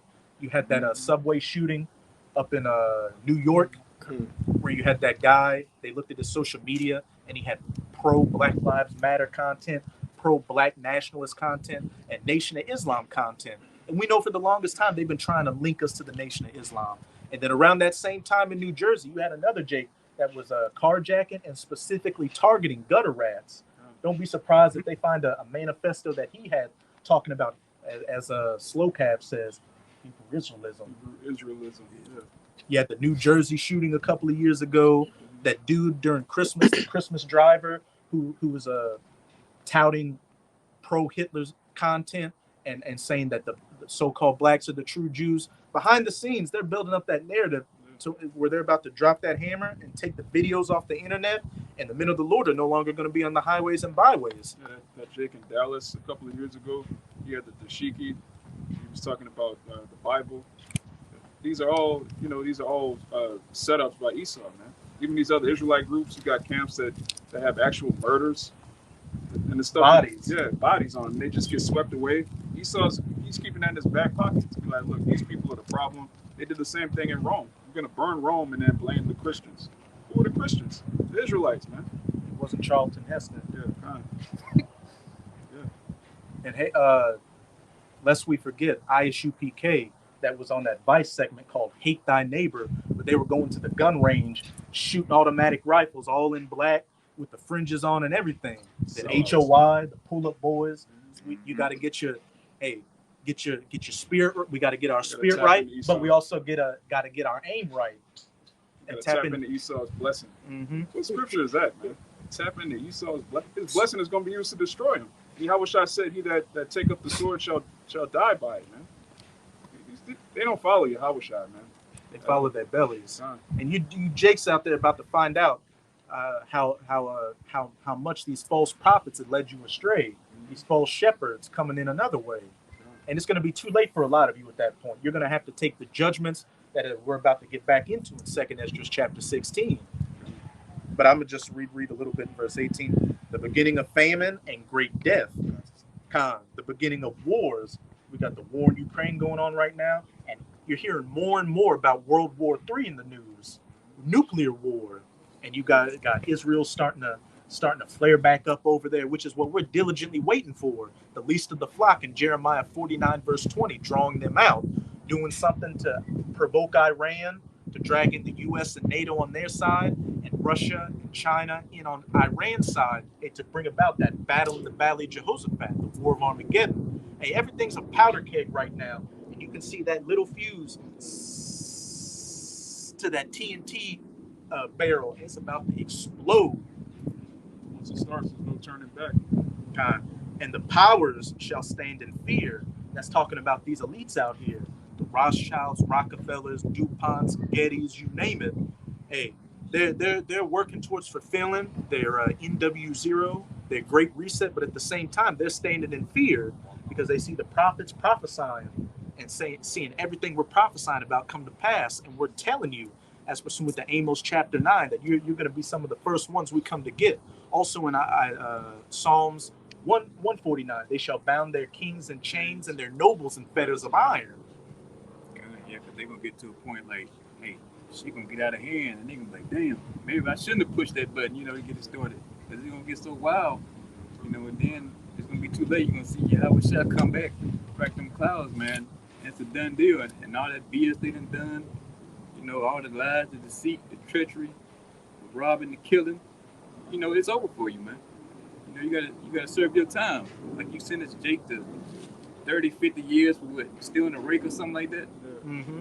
Hey, you gotta get that 1,000 years serving that time, For stealing the world. Yeah. For stealing identities. Mm-hmm. That's crazy, man. He'll give our people 50 years for the most minuscule crime, and then when his charges get brought up, I didn't do that. That wasn't me. Hey, Bush and Cheney started a war in Iraq that killed millions of innocent men, women, and children. But when that comes up, no talks about war crimes. It wasn't me.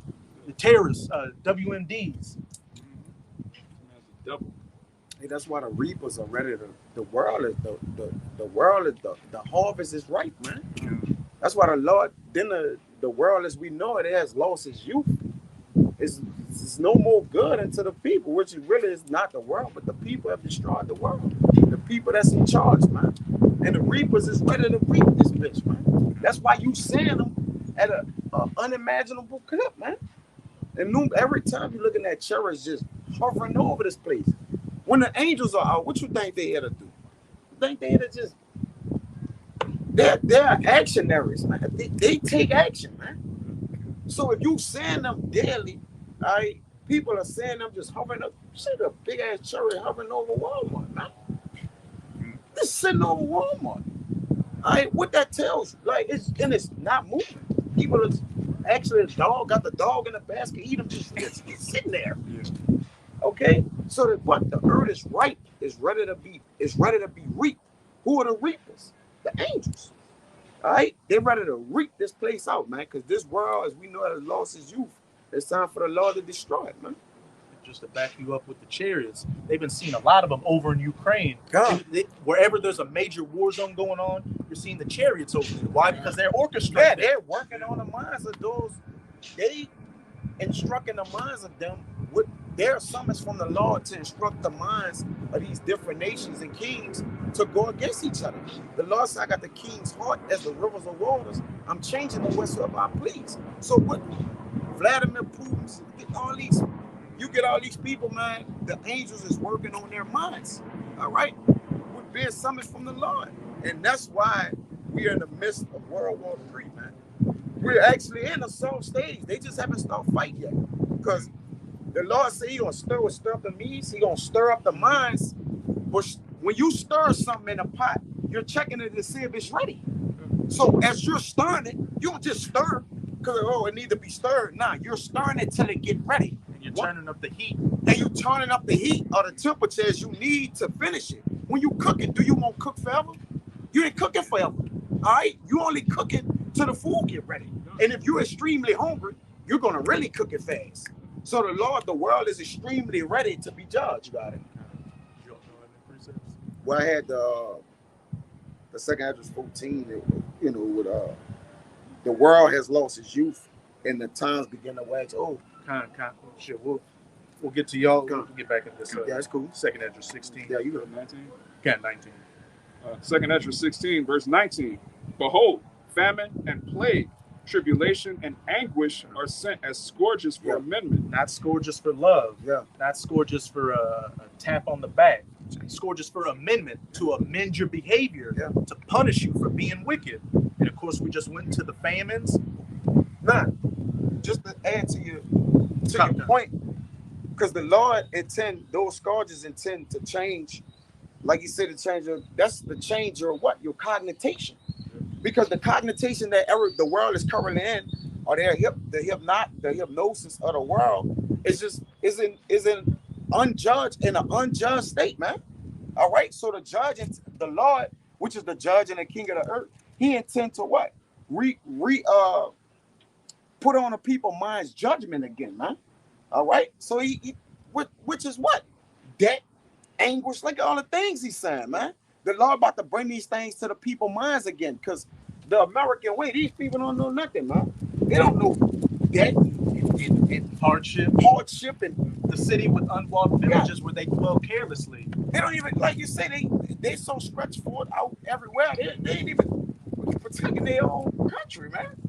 Down here, you've got something called French Quarter Fest taking place, and then Jazz Fest next week.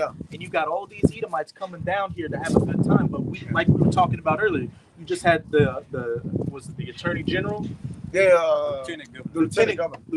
The one that said we've lost control of the now you got the DA and the police chief. The DA and the police chief say, hey, we've lost control of New Orleans, meaning crime is out of hand. But then you've got these busy Edomites dwelling carelessly coming down to have a good time. Yeah. It's been 2 years since we had a real French Quarter. Yeah. It's been 2 years since we had a Jazz Fest. I'm gonna go get drunk, pop some pills, but at the same time, hey, a lot of these jack boys are gonna be messing you people up, and good for you. That's scourges for amendment. That is. Hey, I said in the video, but I didn't. You know, sometimes you say things, and the Lord put it on your spirit, and you kind of go back and feel like, damn, you say that. I said that the world has to catch up to His judgment. It's already judged. It's just moving behind in such a way, like the judgment have already been judged. Babylon have been judged according to the angel. It just have to catch up to it. So actually, the world is late for everything to happen to it. It's late. It's on schedule, but in other words, the people in it, it's on a Lord's schedule. But in actuality, it's just walking down this judgment, man. They get caught like a thief in the night. That's it. That's why it's gonna get caught like that. You're not paying attention. No. You're late to the party, but hey, the men of the Lord, hey, Abaratazah, we endure. We see what's happening. Yeah. So we're preparing ourselves accordingly to hope to make it through it. As for the rest of you people, you're gonna get caught out here with your pants around your ankles, and it's gonna be vicious. It says, and with the plague too, what do we see? We got Anton Faust and all these other heads saying, it looks like Craggamuffin's making a comeback. Oh, here we go. You've got them talking about the bird flu killing off a bunch of chickens and turkeys, which is going to further exacerbate the famine. And then you had one of the former members of the CDC come out and say, look, it's a rare transmission for bird flu to humans. But if it does happen, that's going to have a high mortality rate. And who knows what else, what other plagues the Most High is going to release, or have these Edomites have leaked out of a Resident Evil biolab somewhere. Yeah, that's what they do to usher in what they doing. They hypothetically speak. They put hypotheticals out, right? They throw all these hypotheses around. Oh, if this would happen, so it would put it in the people's minds like, okay, this can potentially happen, but it hasn't. And again, that's why the Lord saying they security, because people believe, all right, well, they saying that, all right, but you got to remember too, this the enemy. This your enemy that's telling you, all right, this can happen, this can potentially happen. So what you would do, you would want to take heed as if, okay, it's going to happen, which remember, the Lord is controlling the minds of the powers that be. And if they're giving that to you in that order, it's probably going to happen like that. Or what? Or if not worse. What'd you have? You had Billy Gates. Yeah. Billy Gates come with Event 5201, which a couple of months before the Craggamuffin really kicked off, they did drills on what if a Craggamuffin happened. Simulations. They always doing simulations prior to what they gonna basically give into the people, man. All right, this a simulation is as almost as close and as real as it can get, man. Why you think Putin? Why you think he testing that's as close as it could get it ready without actually doing it? All right, that's what a simulation is. It's the real deal. It's just it's not hitting its target or whatever, whatever is. They sending wherever they sending it to is just a test run, man. But that simulation is a simulation to judgment that's walking down this place, man. And he's so super technical. He likes to, make sure everything works according to plan. So when you see him practicing, he's gonna do these things. Yeah. He's not doing it for no reason.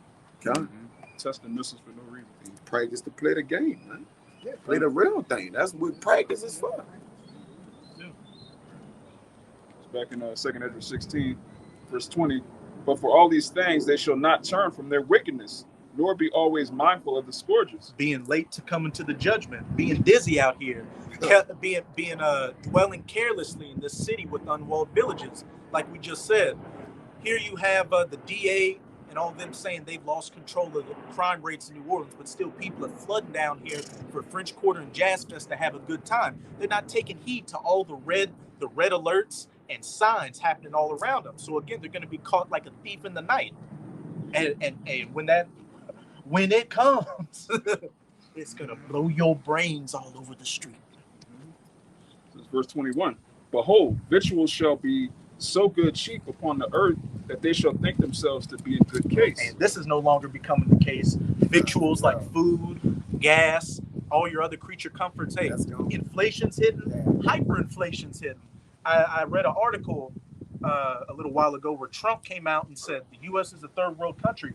I can't even get stuff. Me, and he's a narcissist. He's like me, Trump. I try to order things for my hotels, and they say, Mr. Trump, we can't get it. Wow. And they're saying that American families should expect to pay $433 something more a month for food, and an extra $2,000 to $3,000 for food a year. Hey, these victuals are no longer being cheap. And when you're faced with that and empty storehouses, and you're starving, and you're seeing the baby starving, what are you about to do? You about to get it how you live.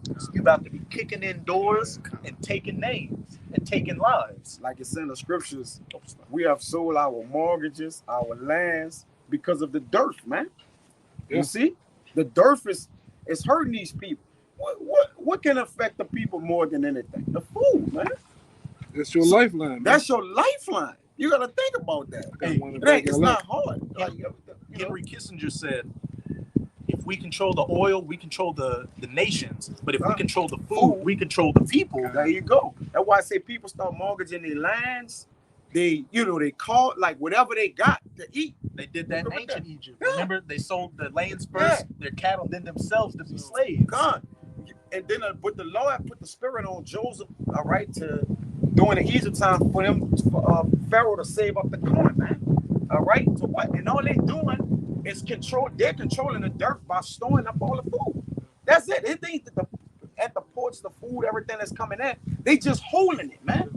It's not that it ain't there, they're holding it back. They got all type of Edomites coming out that work in these warehouses all around America, showing you, like, look, you ever wonder where all the food is going? Right here. They're turned, show this warehouse is full of shit, man. Yeah. All right? And like the bird said, they're purposely holding back on you. Huh? A lot of that shit going to those doomsday bunkers and shit. Huh? A lot of truckers and expose that. I got this funny road. I was asking for the PO and all that. They didn't want to show me. Right. Look where we at. They'll show themselves with their trucks ready to load in the docks at the doomsday bunker vault, man. Underground highway. Yeah. Submarines show everywhere. Yeah. What the fuck you Jakes in Florida doing? Every month they sending equipment to NASA through NASA. They're bringing that shit up into the space station. They at least plan on going to the space station up there. Then they got more shit up. They got more shit up there that they just show you the space station. They got some other shit up there, man. Luxury space hotels. They got all kind of shit. Elysium. Just like underwater, the underwater submarines and hotels and shit. These people got shit, man. You can look these things up. There's a world under the water, man. It's another fucking Edomite. I forgot his name. It was a book I was supposed to purchase. He was an insider with the elite bankers, man, of the Illuminati.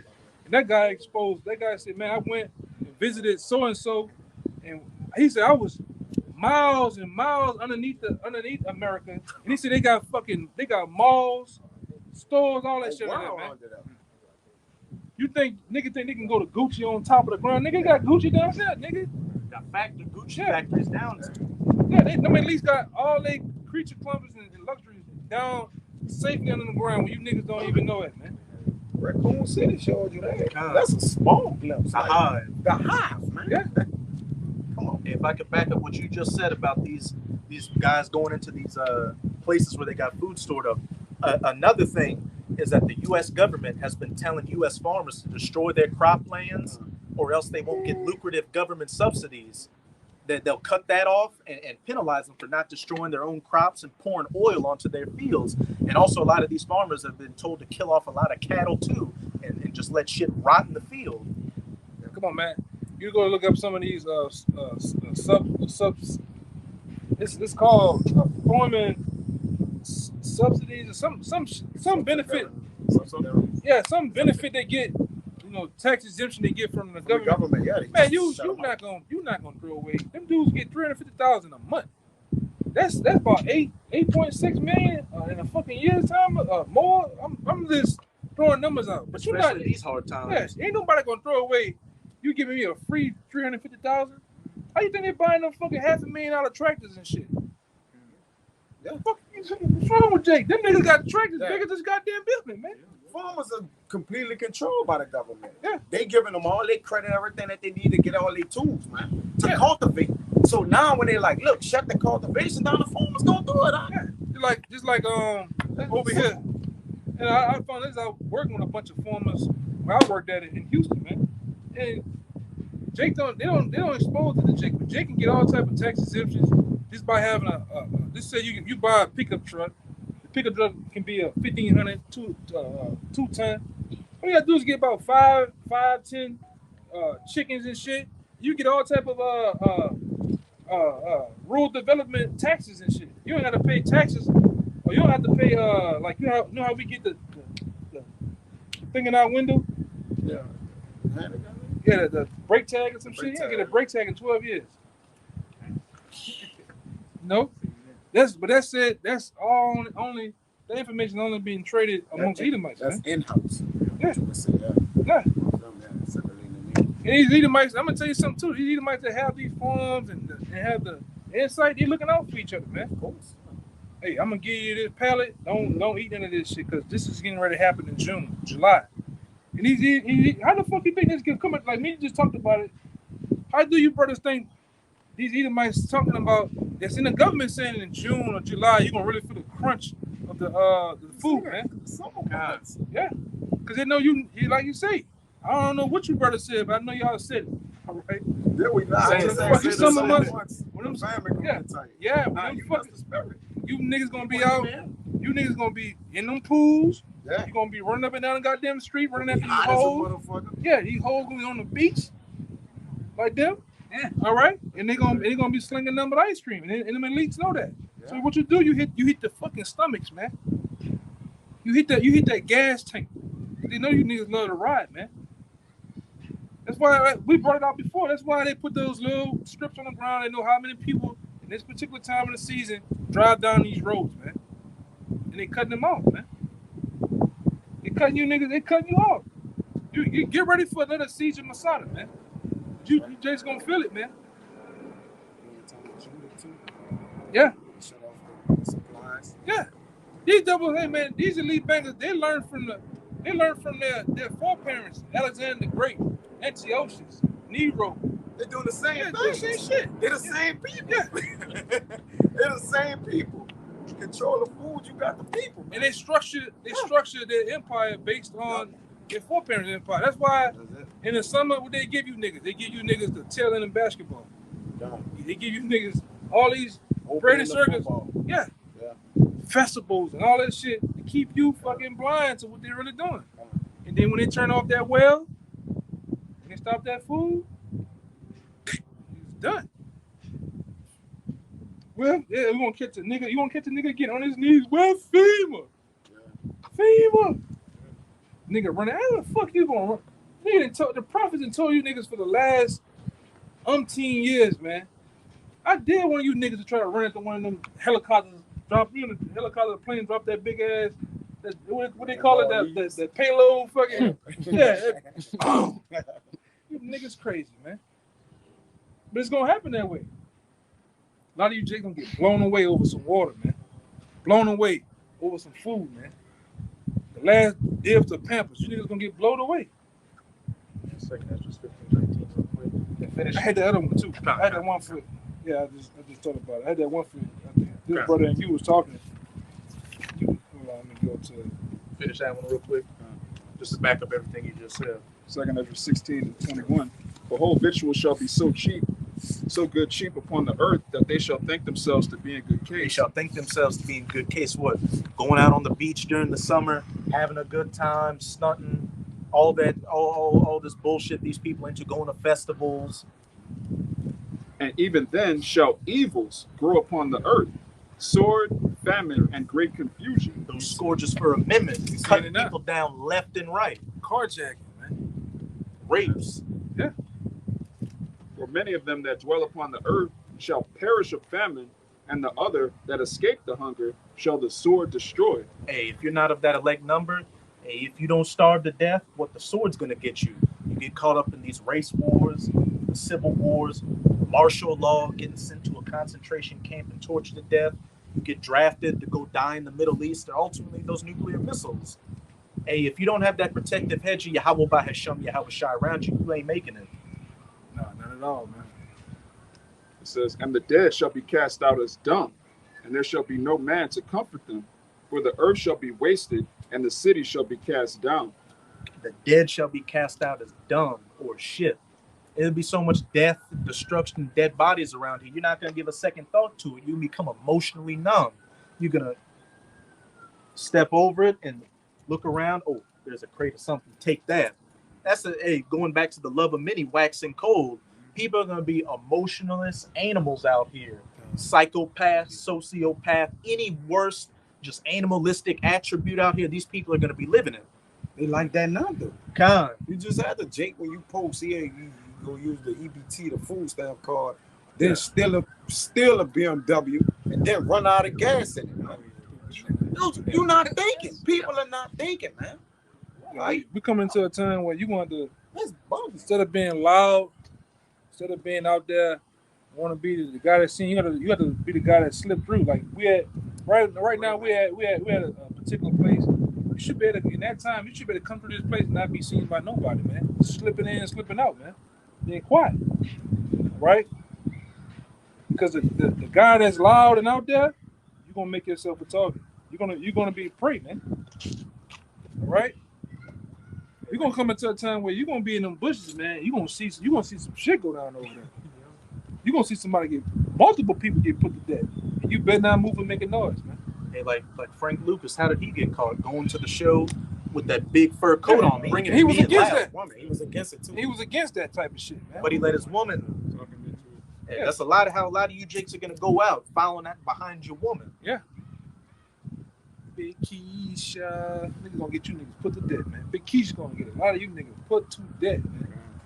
Cause you following her. She's gonna lead you in the Jacob's trouble. Come on. Yeah, straight down. That man said, all we gotta do is turn ourselves in for bread and water. And shit, goddamn it, I'm hungry. Come on. Ain't you a real holding the baby in the, ain't you a real man? Ain't you a provider? Yeah. What you niggas gonna do, man? All the air gonna come out you. Come on. And next thing you know, you're gonna hear drills, power drills, all right, thumb screws and cattle prongs against your ass, man. And Russian and Chinese. Yeah. None of you niggas gonna trust your woman, man. So the trusting, how about Shah instead of trusting what you know? Because right now it's like my man Iverson says, right now you're practicing. Right now the conference call, that's practice for the real thing. The real thing is finna come. The real exam, the real test is finna come, man. That's right. All right? That gotta be walked out too. The test gotta be walked out. The practicing is talked out. Yeah. The test gonna be walked out, man. Yeah, just like when you try out for some of these jobs, they want to have a physical, what they call it? Resume. Like firemen, what they call it? The exam, the physical. You gotta lift shit. You gotta. Yeah, that's the physical test finna come, and it's gonna. And how about Shah is gonna play on all points? It's gonna be mental. It's gonna be physical. It's gonna be spiritual. You gonna have to. Lord will make it through, man. That's why the scripture says the righteous shall scarcely make it, meaning the righteous is gonna be sit in the midst of it, and you're gonna see these things go down. The things that we're very talking about. Nigga looking like a damn West African, them few flies on his face, and he going, the ghost left him, man. We'll see people get butchered. Just died, man. How your mental state gonna be? How you gonna be instead of trying to make it, man? Go. This is Revelation 3, verse 10. Because thou hast kept the word of my patience, I will also keep thee from the hour of temptation, which shall come upon all the world to try them that dwell upon the earth. That true test that we're talking about. At true times. Because we all going to be tested, man. In some way, somehow. And ultimately, the ultimate test is what? That mark of the beast, man. That charagma. That charagma is finna hit these streets, man. They put it out there. Cast aside, payless way to go through the stores, man. And you see them niggas in Atlanta that got to open that store. They're down with the beast, man. They got robots delivering food and everything. Yeah. But as I said at the beginning, because thou hast kept the word of my patience, the faith and the patience of the saints, diligently doing whatever you can to stay in the good graces of your power, Yahweh Bahasham, Yahweh Shah, preaching this word, being brotherly, doing all that, gaining as much knowledge, wisdom, and understanding as you can to have that stability in those times to get through that hour of temptation when it comes upon you. We're gonna need that spirit on us to be able to get through these things which have never been seen on the earth before, times that are worse than any other time in history. As it says in Daniel chapter 12, Michael the archangel is gonna have to come and fight on our behalf. Yeah, 3 seconds. Kind of. Yeah, we'll get to Daniel 12. Let's look at Daniel chapter 12, verse 1. And at that time shall Michael stand up, the great prince, which standeth for the children of thy people. And there shall be a time of trouble, such as never was since there was a nation, even to that same time. And at that time thy people shall be delivered, every one that shall be found written in the book. Keeping that patience of Yahweh Bahasham, Yahweh Shai, at a time like no other, worse than the flood, worse than the Roman captivity, Antiochus, Slave trade. The transatlantic slave trade, World War I, World War II, any horrific time in history, what we're coming into is going to make them look like a day on Sesame Street. Because the technology's worse. Esau's got the power to kill even more than he did in the Roman Empire. Cheaply kill hundreds of thousands of people cheaply and efficiently. Because Sirach 32, verse 24. He that believeth in the Lord take heed to the commandments, is the main point. And he that trusteth in him shall fare never the worse. He that trusteth in him shall fare never the worse. We've been going into the famines that are coming, but what's it saying in Isaiah 65? My servants shall eat and drink, while ye shall thirst and mourn and lament. I will see something. Hey, you want to that word fair in that scripture, it means another way of saying to go through. So, all right. So, hey, our brothers out, we continue to trust in Yahweh Bashim Shai. He ain't going to allow us to go through worse than these people out here that's appointed to wrath. All right. And they have no hedge over them. They about to get the full force of the judgment of Yahweh by Hashem Yahweh Shai. Blunt of this shit, man. Really, they're standing in the way of that blast for us to take all that force and power. Mm-hmm. Yeah, they're the bulletproof vest for the elect. Con. Because you got to think about that. You know, the Lord gave us His word. He's gonna basically put us under His wing. A lot of these other people out here, He got a lot of other targets. A lot of other people that's gonna be out here as soft targets to deal with, man. And Esau, and like I said, Esau ain't gonna be able to do a goddamn thing about it too, man. You know, it's gonna be made known. Like the scripture said, then it shall be known who are my chosen in that day, man. It's gonna be known. Let me just, it says something else very, very powerful in there too. Where it says, then shall it be known who are my chosen. Here it is. This is 2nd Ezra 16 and 73. Then shall they be known who are my chosen, and they shall be tried as gold in the fire. Hear, O ye my beloved, saith the Lord. Behold, the days of trouble are at hand, but I will deliver you from the same. Be ye not afraid, neither doubt, for the Most High is your guide. Yeah, that's the point. He is your guide. So when you're a guide, give me the word guide. What it means to be a guide. All right. So the Lord because there's another scripture too. The song how the Lord tell you how your thoughts, whatever's in your mind, He put it in there, man. So the Lord your body wants to, you want to go here. The Lord gonna have it to where you go this way. And when you go this way, you're gonna look back and see why the Lord didn't make you go that way, man. All right. Because you might want to go that way, and people gonna get jacked up that way, man. The Lord gonna make it to where the dogs, the canines that these soldiers in them have, they're not gonna smell you in that day, man. All right, you're gonna be right there, hiding in the car or something. They ain't gonna be able to smell you. The Lord gonna make it to where you have a way to escape. All right. They had that movie, Frailty. Or when you see in that movie, I don't want to spoil it, but just pretty much. Okay. Pretty much wherever. No, nothing back. Pretty. The movie deals with people who can see the demons in people. They touch them and can see how wicked they are. So the Most High they put them to death. The judge them and say the guy walks into the FBI building because the one guy he's got a judge is in there. He gets the guy and takes him out. But when they go back and look at the footage, whenever you see the guy walking in the building, there's like a blur. You can't see his face. And anybody he walked up to was like, I can't remember his voice, or had a conversation with him, but I can't remember how he sounded or how he looked. I'm just pulling up blanks. Like that, the protection of Yahweh by Hashem Yahweh Shai. It's like that. You ever seen that movie Columbia? The little girl? Colombiana, yeah. In the scene where she was in jail and took our boy out in jail. By the time the guard woke up, he the one with the gun and shit. And he didn't kill a girl, but she did it though. You know what I'm saying? It happened quick. You know, but the other guy, like, ain't no way that guard could have did that. But it was set up that way, man. And we have plenty of examples from our forefathers, like Peter when he was in prison. The angels opened up the locks. Yeah. Paul getting just a whole host of examples that showing our forefathers who had faith in Yahweh by Hashem Yahweh Shai getting out of tight, almost like how you gonna get out of this impossible situation. And these brothers here, they're speaking of what? Daniel's 12th chapter. What the fuck? What Michael gonna get up for no reason? He's just gonna read? No, he's gonna intervene in a lot of shit, man. A lot of situations you're gonna be in a tight situation. Like, that's it.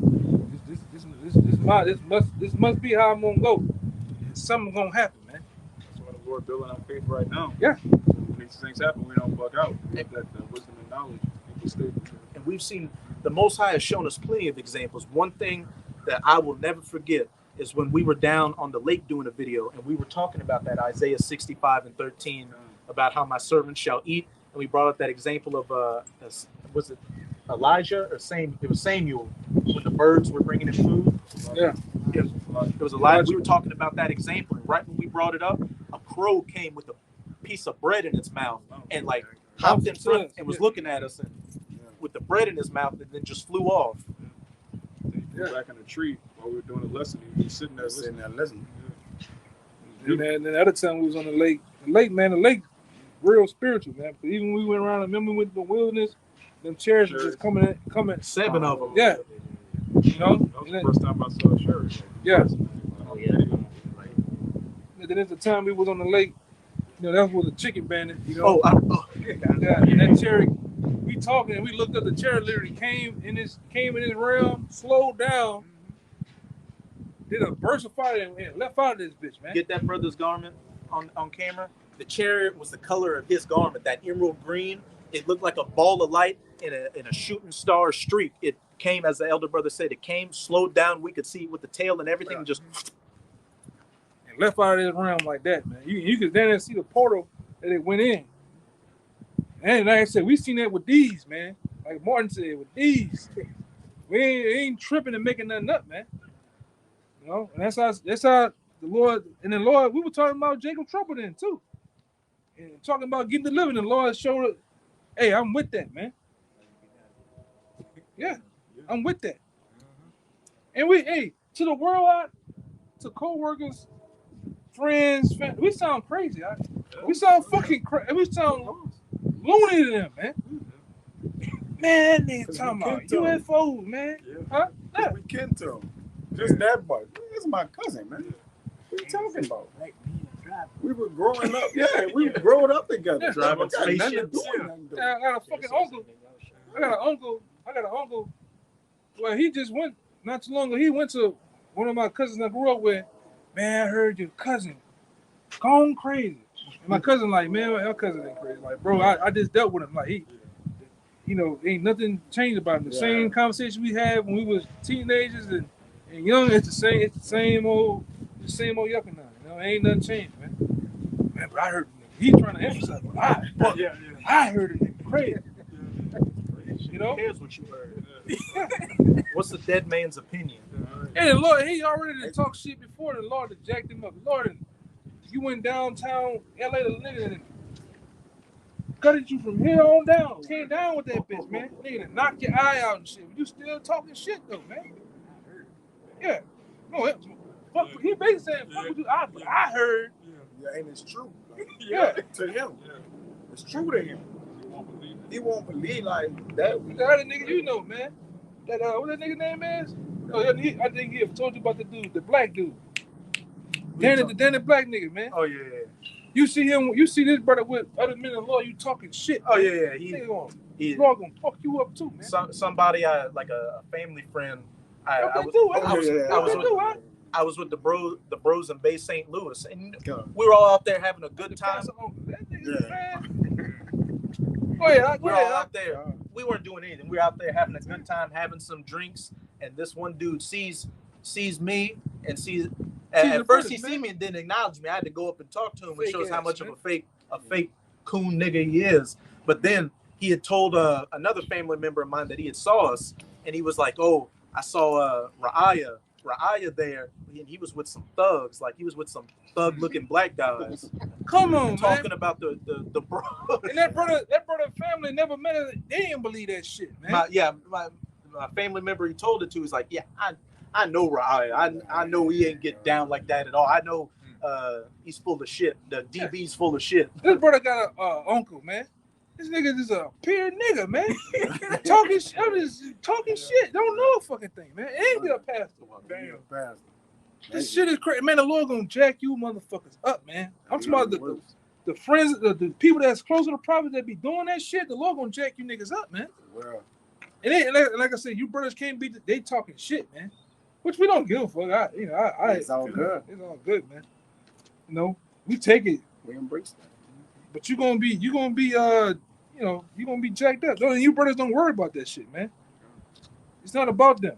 Hey, Yahweh Shai said, Matthew chapter 10, don't think I've come to bring peace but the sword, division, a man against a son against father, Yep. mother Yep. against daughter, two in the family against you, all that stuff. Division, especially from your own family members, is one of the things you should expect from the jump, That's a good sign. It means Yeah. the Lord's dealing with you. going in the right direction. Yeah. And the reason he specified family, because that's who probably the close to you that you would Right. adhere to. Yeah, Like yeah. Care. going to get, that's where your cares at. So the Lord, like, I'm gonna specify family. You would father against the son, variance, mother against the daughter. Like that's your closest knitted relationships. You know, to something, you know, for most people, right? Unless you don't have no family. Yeah, you respect your pops, you respect Yeah, your you mom, but close to but that. you shouldn't care about what they're talking about when it comes to this word. You Man, know I what heard you out there with some niggas on with some skirts on. What's going on with you? Look, Pops, we're not gonna even go into that. I don't even want to go there with you, man. You know? Man's foe shall be they of his own household. Yeah, man. Hey, but listen to this real quick. This is Psalms 27 and 10. When my father and my mother forsake me, then Yahweh will take me up. Yeah, that's plain, man. Because a lot of brothers in this thing that I have came past, they have been forsaken by everything. We say it was all good just a week ago. A week ago, from prior to coming to this truth, Mama was baking them big ass cakes you like, the mama biscuits, all that shit.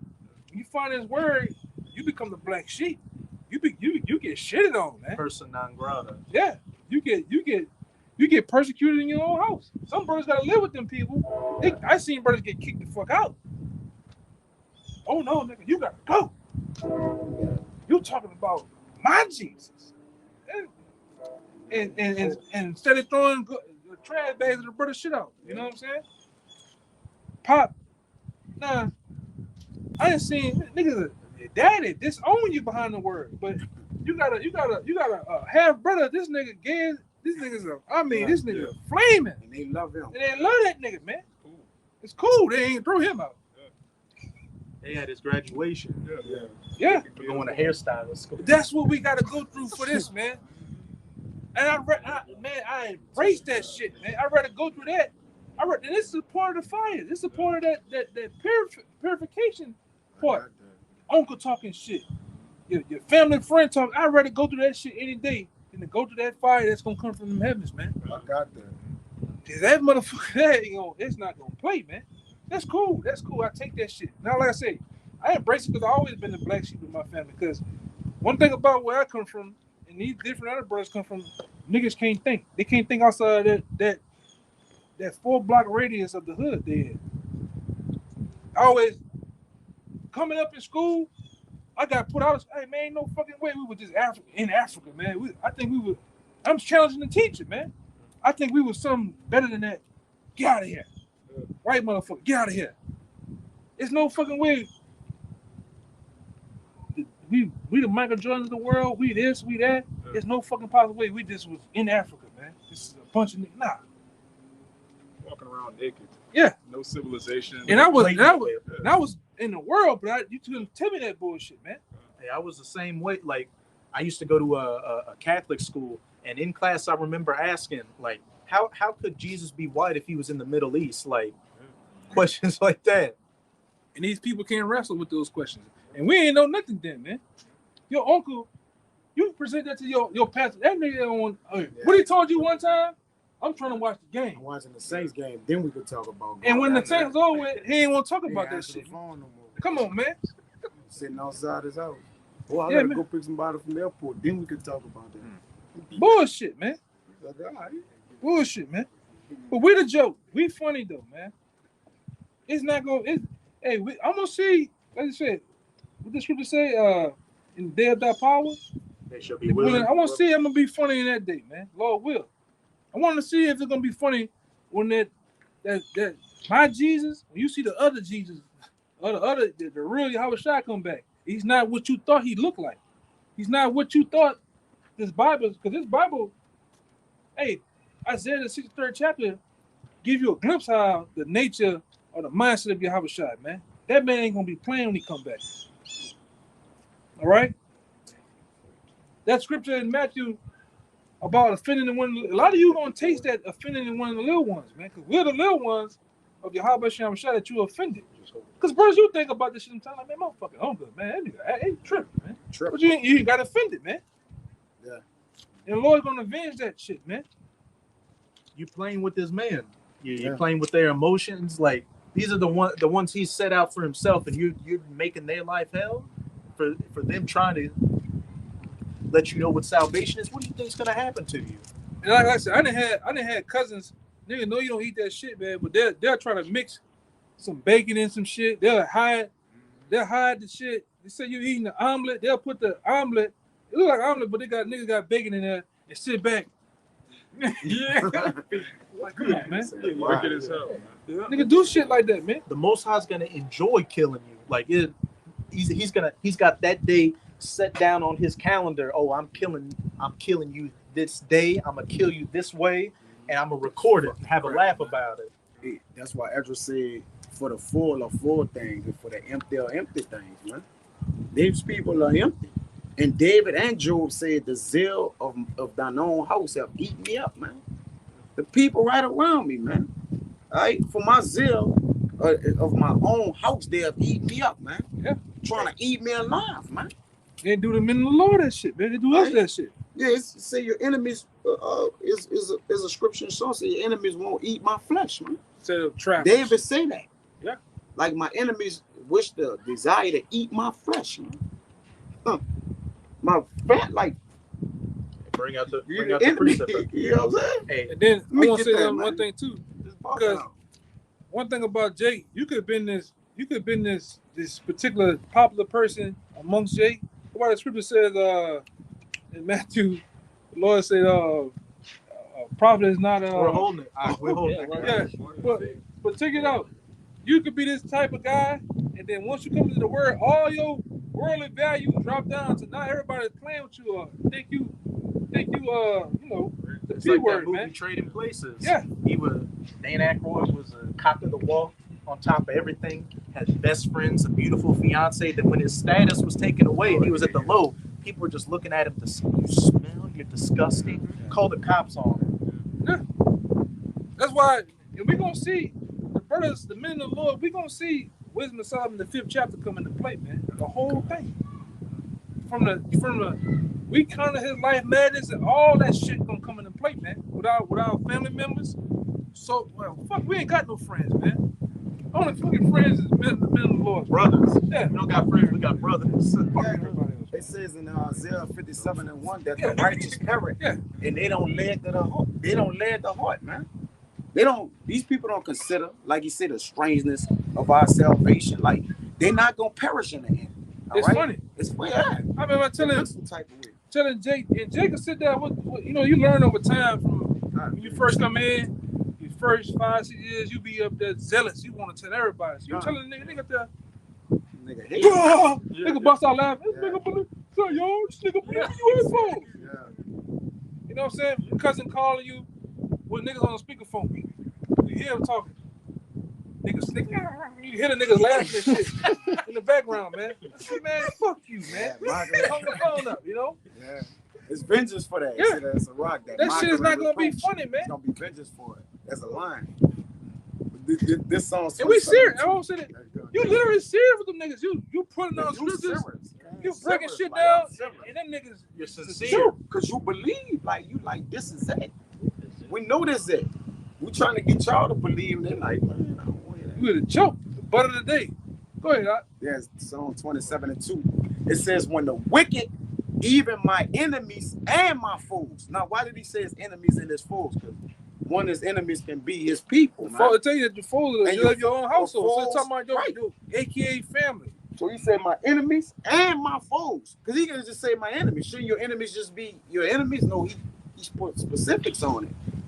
He says, when the wicked, even my enemies and my foes, came upon me to eat my flesh, they stumbled and fell, man. All right? Because again, like you said, the Lord got a particular standard set up for each of you men that serve him and camp it. The standard is encamping around you. our protection is, right? We see our protection, man. We literally Do Jake believe that? We're actually looking at our protection, man, on cameras. Like he said, I see it with my own eyes, my own 2 eyes.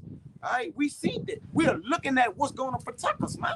Yeah. In that day. And I believe that We believe it. I believe that every man in the Lord, like Apostle Tahar said, I believe in every man in the Lord has An angel Set. appointed to him. Yes, sir. Who knows I how believe many right now. chariots Yeah. are Yes, just sir. hovering above us right now. Yes, sir. Yeah, man. Even on the way home and shit, man. At work. You think you just doing your thing? The angel protecting that nigga that's on them fucking pills, working with you not to run over your ass with the forklift or some shit, man. Or the cars on the Yeah. interstate while you driving and shit. Yeah, Or man. even you. Hey, Driving, you done dumped off a little bit of angels. Driving that bitch. The angel done drove the truck for me, bro. I ain't gonna hold you. Man, I woke up, I was like, man, what's going on? You know, it could be a split second. Bro, the angels had to be. Just sleeping, the angels casually. But that's, again, that's, you know, the Lord, like, that ain't for you. Like, come on, we need the angels. Although yet none of us have been standing here. You know how many decisions I made in my life up until this point that was poor, that I very well know I should have been next to the Father on his right hand. Like, even but the angels, like, even now, even like, right man, now, fucking tripping. Man, I could have punched that nigga and killed him. I'm tripping. You know, Right. driving with an asshole, like, man. Yeah, I went berserk. You Yeah. know, like on the interstate. I said, man, I was like, man, I don't know if you had a question. I'm a man of the Lord. But you know, again, the angels is holding our like, I'm holding you down, you know, but we gotta move in wisdom, man. You know, it's hard in this world, bro. This world is tempting, bro. I'm telling you, bro, like we need the angels, or do yet we will fall to the world. We'll Everything fall. a trap. Everything It's is a trap, man. because everything a trap. I talk about it all the time. You brothers got to start to think, before I go do this shit, come by me. It's 2-3 in the morning. Oh no, I ain't come by you. Everything is a fucking trap, man. What can happen to me on the way there? For real. What can happen to me when I get there? You gotta walk on the eggshells, man. Fuck that shit, man. You gotta have that you gotta trust that voice in your head sometimes, man. As they say, you know. If I could say, in that Psalms 34, it says, the angels of the Lord encampeth around them that fear him. Yeah. And it says in Romans chapter 8 that we're going to be joint heirs with Yahushai. And what did Yahushai tell Pontius Pilate? If I wanted to, I could call 1,000 legions of angels. So every man of the Lord may have 1,000 legions of angels protecting him as we speak. Like, that's the power that's behind us. Y'all got you some real quick. This Psalm 66. Yeah, man, come on, man. The Lord holding us down, man. This Psalm 66 and 10. Well, 8. I'm going to start at. Oh, bless our power, ye people, and make the voice of his praise to be heard, which holdeth our soul in life, and suffering not our feet to be moved. Good. That's the same thing you said. They did not eat our flesh, They man. don't eat our flesh.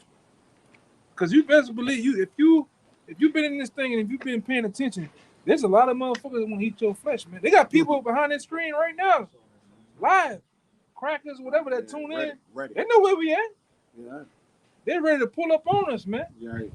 If they had it their way, if they had their own way, you know, they'll take to the roof. I remember one of my fucking used Snipers out. Yeah. But the Lord make them niggas change their minds and shit. Man, fuck it, I ain't worried about them, man. You know? Go ahead, It says, for thou, O our power, has proved us and has tried us as silver is tried. Thou broughtest us into the net, and thou laidest affliction upon our loins. What that mean? What that mean? Thou brought us into the net. Sometimes he allow you to get trapped. Get him up, trapping you. Yeah. I'm trapping just to test you to see what you're gonna do. Yeah, that's right. So what will happen? I'm gonna ask you, what will happen today we get arrested on the block? What will happen next week? Just what he just said. What you said? Yeah, but I wanted you to say what he said. Yeah, coming back the fuck out. Yeah. That's that with the X5? X5, X10? Yeah, they beat us. And coming back out, man. Yeah, after they whipped the piss out of us, we gonna Yeah, get we charged in Edomite Park right now. This is a gang of them Edomites gang up Take on it us, down. man. Yeah. I'll come in and fuck y'all. You know, it is what it is, man. So as they say, it's a free country. Yeah, man. Right. It says, "Thou boarded us into the net. Thou latest affliction upon our loins." You made it. You got us to get caught up in that net, and you, You brought that pressure on us too. yeah, whatever happened happened to us. Pressure, yeah. You know. What they say in Revelation 2, verse 10, that the devil shall cast some of you in prison, that Yeah, ye shall be You're tried. gonna be tried. But if ye, but if Caught ye, in that net. God, It says, "Thou That's right. hast caused men to ride over our heads." What that mean, man? Come on, man. He said, "We went through fire and through water, Come on now. but thou boarded us out into a wealthy place." hey, that That's goes to that second that's Ezra that's 7, second don't Ezra. play. That's the same thing I'm talking that about. narrow That place fire. where only man could go one at a time. When it's inheritance, And to see that big broad place where a kingdom is set up for him, how should a man inherit that unless he go through the straight gate, go through the tribulations and the fire? Dangerous shit. That dangerous Yeah, set there. it's dangerous. Yeah. It's a city fucking set on fire, man. ooh, man. Yeah, we know, like you say, I wonder if you know that old movie with Eddie Murphy, and he was walking that path, and they had that little Buddha looking, that bald Golden head. Child, Golden Golden Child. No, nobody knew that pattern. Another one is National Treasure. You ever see that? Is When that Raiders of the Ark? they looking for the treasure. Nicolas Cage, he looking for the treasure. That's another good move because he ain't know what was gonna be holding to the treasure like or whatever like, and he was walking it not knowing it. Nobody had actually found that treasure, man. Or the map, it was on the back of the American. Declaration of Independence. It was on the back of the Declaration of Independence, but they had to steal it. You know, that's in the museum. Artifacts. But it was the journey that he took, which was, what it was about, man. The journey, our journeys to the Lord is everything, man. That's why He put us in it, man. It's gonna be the journey. Like this man conquered it, but we gonna know it was of the Lord that we conquered it, man. That's why we're gonna praise His holy name. Brought through the fire, tried and refined. That's yeah. gold, so you be purified and have the reflection of Yahweh by Hashem Yahushai in you. We wouldn't have got through nothing. Acceptable men are tried in the furnace of adversity. That's why I always have that saying, like some of us, we might not be together. You might have to get the Jacob's trouble on your own. Not to say that, oh, my aunt got me through it, but Yahweh Shai got me through it. Right. He helped me. You know? And we're going to need that help, man. This devil coming with some shit. All right? He got some toys out here, man. He's ready to abuse many people with, man. What you got? You got something? Wisdom of Solomon 3:3. But the souls of the righteous are in the hand of the Most High, and there shall no torment touch them. Yeah. One more time, right? Wisdom of Solomon 3:3. But the souls of the righteous are in the hand of the Most High. He says the souls of the righteous are in the what? Hand of the Most High. Hands of the Most High. So that's showing power, that's showing control. Wow. All right? Go ahead. And there shall no torment touch them. There should no torment touch them. So you brothers shouldn't fear martial law troops, man. You shouldn't fear Jacob's trouble. Jacob's trouble is going to be orchestrated by the Most High. All right? All the starvation and the bullets and all that crazy, all that's going to be orchestrated by the Most High. Even our footsteps are going to be orchestrated by the Most High, man. Because you got to understand, brothers going to be by themselves. Brothers going to be with their women and children. So how you going to get through that with your women and children? Because that's your mindset that, the Lord will, brothers, the Most High have it that way, the brothers are around their, families and shit. The Lord going to get you through that shit, man. Back what you had said earlier, like the Lord will put it in our minds to guide us where He wants us to go. Yeah. This Proverbs 16:9. A man's heart deviseth his way, but Yahweh directed his steps. Yeah, it directed steps. And guess what? The Lord gonna show them signs and wonders. I had that scripture earlier about those tokens. Some signs. The Lord gonna drop tokens. Just like He dropping tokens to us right now, He gonna drop tokens in that day.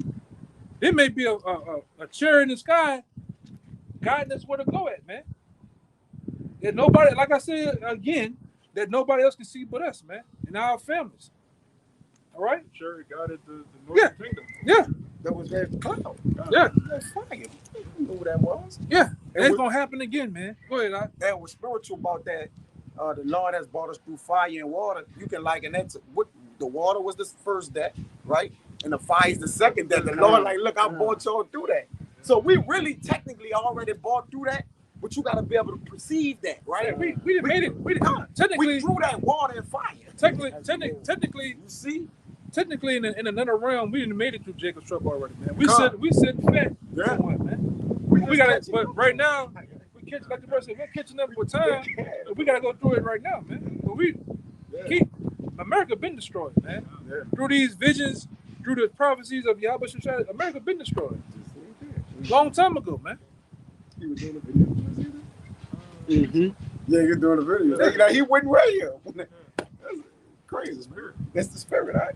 And even with that, again, with that fire and that water, you can liken that water into that flood that's coming. All right? Did not it say they should come in as a flood? Yeah. And one thing you can't do with water, you can't stop it. So the Lord used the analogies of fire and water, like these are two you can't stop, man. All right? They're unstoppable. Fire, water, and wind are some of the most You powerful elements on the planet Earth, man. Ain't no stopping them, man. They could have their way with the grass. And the people is grass. Like fire, you set fire on grass, what's gonna happen? It's gonna burn it up. The winter make it wither back and forth. All right, the water flood it up. Yeah. You know. The purifying agents too. Yeah. Purify this place. So yeah. So the Lord, like, look, y'all are pure. Technically, the elect is purified already. Again, we walking it down. Y'all already pure to me. I don't need to re-purify y'all technically, but we still have to go through the stages. You know, like the elder said. The hope of it. Yeah, it's the hope of it to know that there was a purification process. Anticipation. All this for us to know. And like I said, we hope that we're those olive trees, man. That's right. We bring out the olive trees because the olive trees are actually fire retardant, man. Fire resistant. Fire resistant. Mhm. There's a fire retardant agent in olive oil, olive trees that you can't do nothing with it, man. And we hope that we're those. We hope that we're those trees, man. We keep that oil. Yeah. We hope that we are deeply rooted, so when that fire and that water come through, we don't get moved, man. Right? And it just is what it is, you know. At this point, I gotta bring all the time. We came too far to turn back now, man. Right? We're really what your boy said in the movie. We're knee deep in this shit. We're knee, after so many years in this thing here, you're knee deep. There's no more persuading me back. I'm in the truth now, man. I understand, Lord, and you brothers, over time, the Lord will show you brothers on the outside different signs. Sometimes it's gonna be something, and I'm gonna say this because I experienced it myself. It's gonna be sometimes, and it's true, where the Lord's gonna show you something that's just for you, just for your satisfaction, and just to solidify your faith. He's gonna show you something, man. Because, like, well, personally, because all brothers is experiencing now. I remember a time where I just kept saying 144 all the time. I kept it to myself for damn near 2 years, and then I heard another brother say it. Then another brother. I'm like, damn, that's something. I never seen that number before. I never thought of that number before until this one, man. But there's gonna be times when the Lord is gonna show you driving somewhere. The Lord gonna show you a chariot. The Lord may even play with you with an angel, man. Somebody come up to you, you gonna see, you gonna feel it. There's something special about this night. It's an angel, man. That's scripture. You mentioned about the olive tree, right? Yeah. It's Psalm 52:8. It says, "But I am like a green olive tree in the house of our power. I trust in the mercy of our power forever and ever. I will praise thee forever because thou hast done it, and I will wait on thy name, for it is good before thy saints, man." We wait on the Lord, man. Yeah. We can talk all day, but we gotta wait. This ain't on our whole program, man. Go ahead, you got it. Start at verse 4. You brought that water up? Start kind of it's in the car. Start at verse 4. Start at verse 4. There's Sirach 2 and verse 4. Whosoever is brought upon thee, take.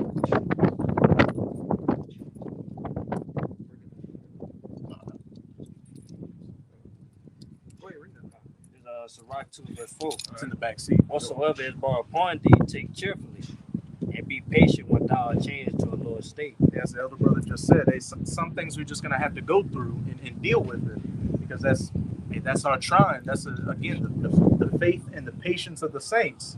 It being brought into that net, going through the rough ways, as it's about to go into. This is our trying process to refine us, to make us purified. He brought his delicate ones. What he said, my The rough delicate ones have been through rough ways, man. It's counted already. Our rough way is counted already, man. It's just we gotta just walk it down, man. Okay, keep going. For gold is tried in the fire, And and acceptable men in the furnace of adversity. For gold is tried in the fire, and acceptable men in the furnace of adversity. They got some cold ones in there. They got cold ones in there. in the bag. In the back seat, in the two bags. Yeah, on the driver's passenger side, on the backseat driver's side. But yeah, for gold is tried in the fire, and acceptable men in the furnace of adversity. And what's it saying, Zechariah 13? And that third part will be brought through the fire, like gold, and being refined. Because when gold and silver, when you see in that refining process, all the imperfections are taken out. It's so clear and like glass that you can see your reflection in it. Keep going. Believe in him, and he will help thee. Order thy way aright, and trust in him. Believe in him, and he will help thee. Order thy way aright, and trust in him. Getting our lives right, and our ways are raised on the track of what Yahweh Bahashem Yahweh Shai wants. Again, being brotherly, doing the work, not being joined unto this world, being separate from it, as it says in 2 Timothy's, being a soldier of Yahweh Shai Hamashiach, not being entangled with the affairs of this life. Because as this brother always says, and like he just said, this world is strong, and if you get off your watch for just a second, any little thing can before you know it, you're back in the world. You're back in the world, bugged out, worse than you were before. 7 times worse. 7 more just means a complete number of demons, and that could be legions of demons on you, bugging you out. We've seen it. We've seen women, the job, anything. Having an evil eye towards your brother.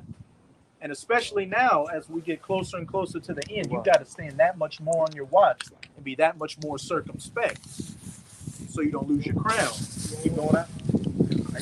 The bar. Keep going. Wow.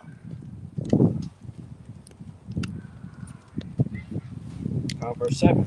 He that fear the Lord, wait for his mercy, and go not aside lest ye fall. Go not aside lest ye fall. Hey, in the video we did yesterday, broad is the way that leadeth to destruction. That fire on the right hand and that water on the left hand.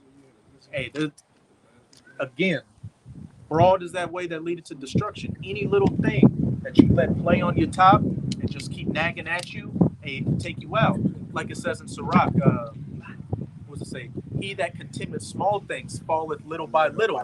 If you let little issues can grow into big issues if you don't nip them in the bud right at the start.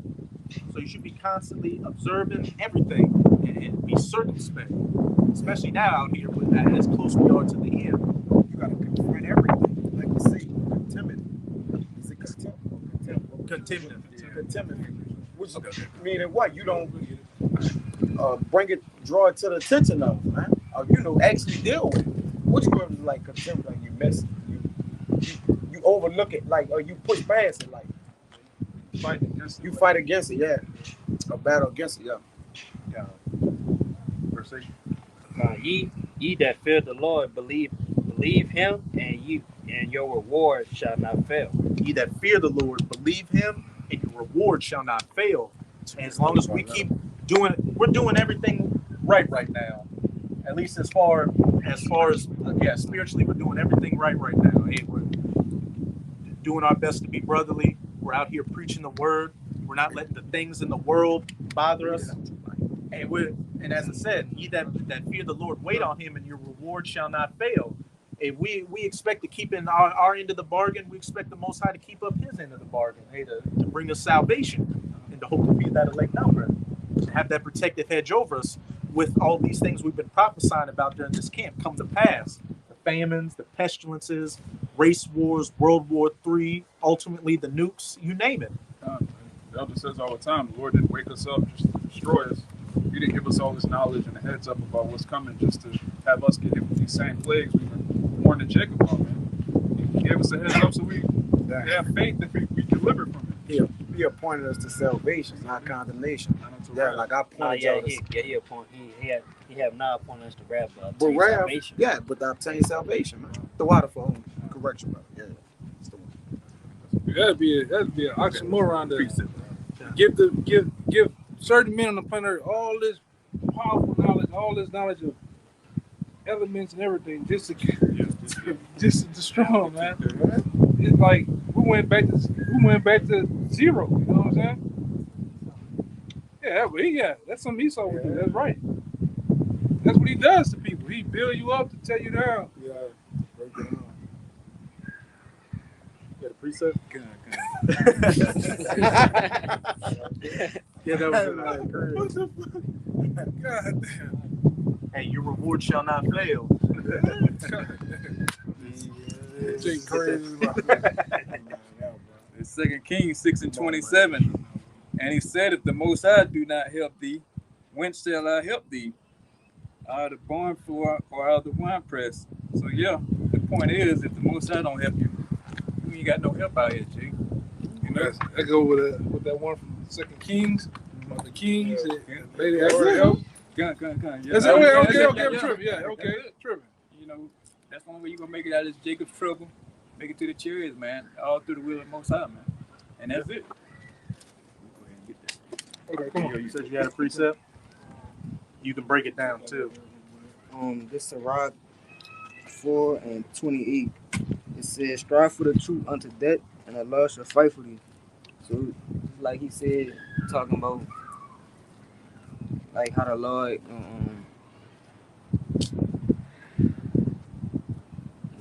Read it again. Just take your time. Read it again. strive for the truth unto death, and Allah shall fight for thee. So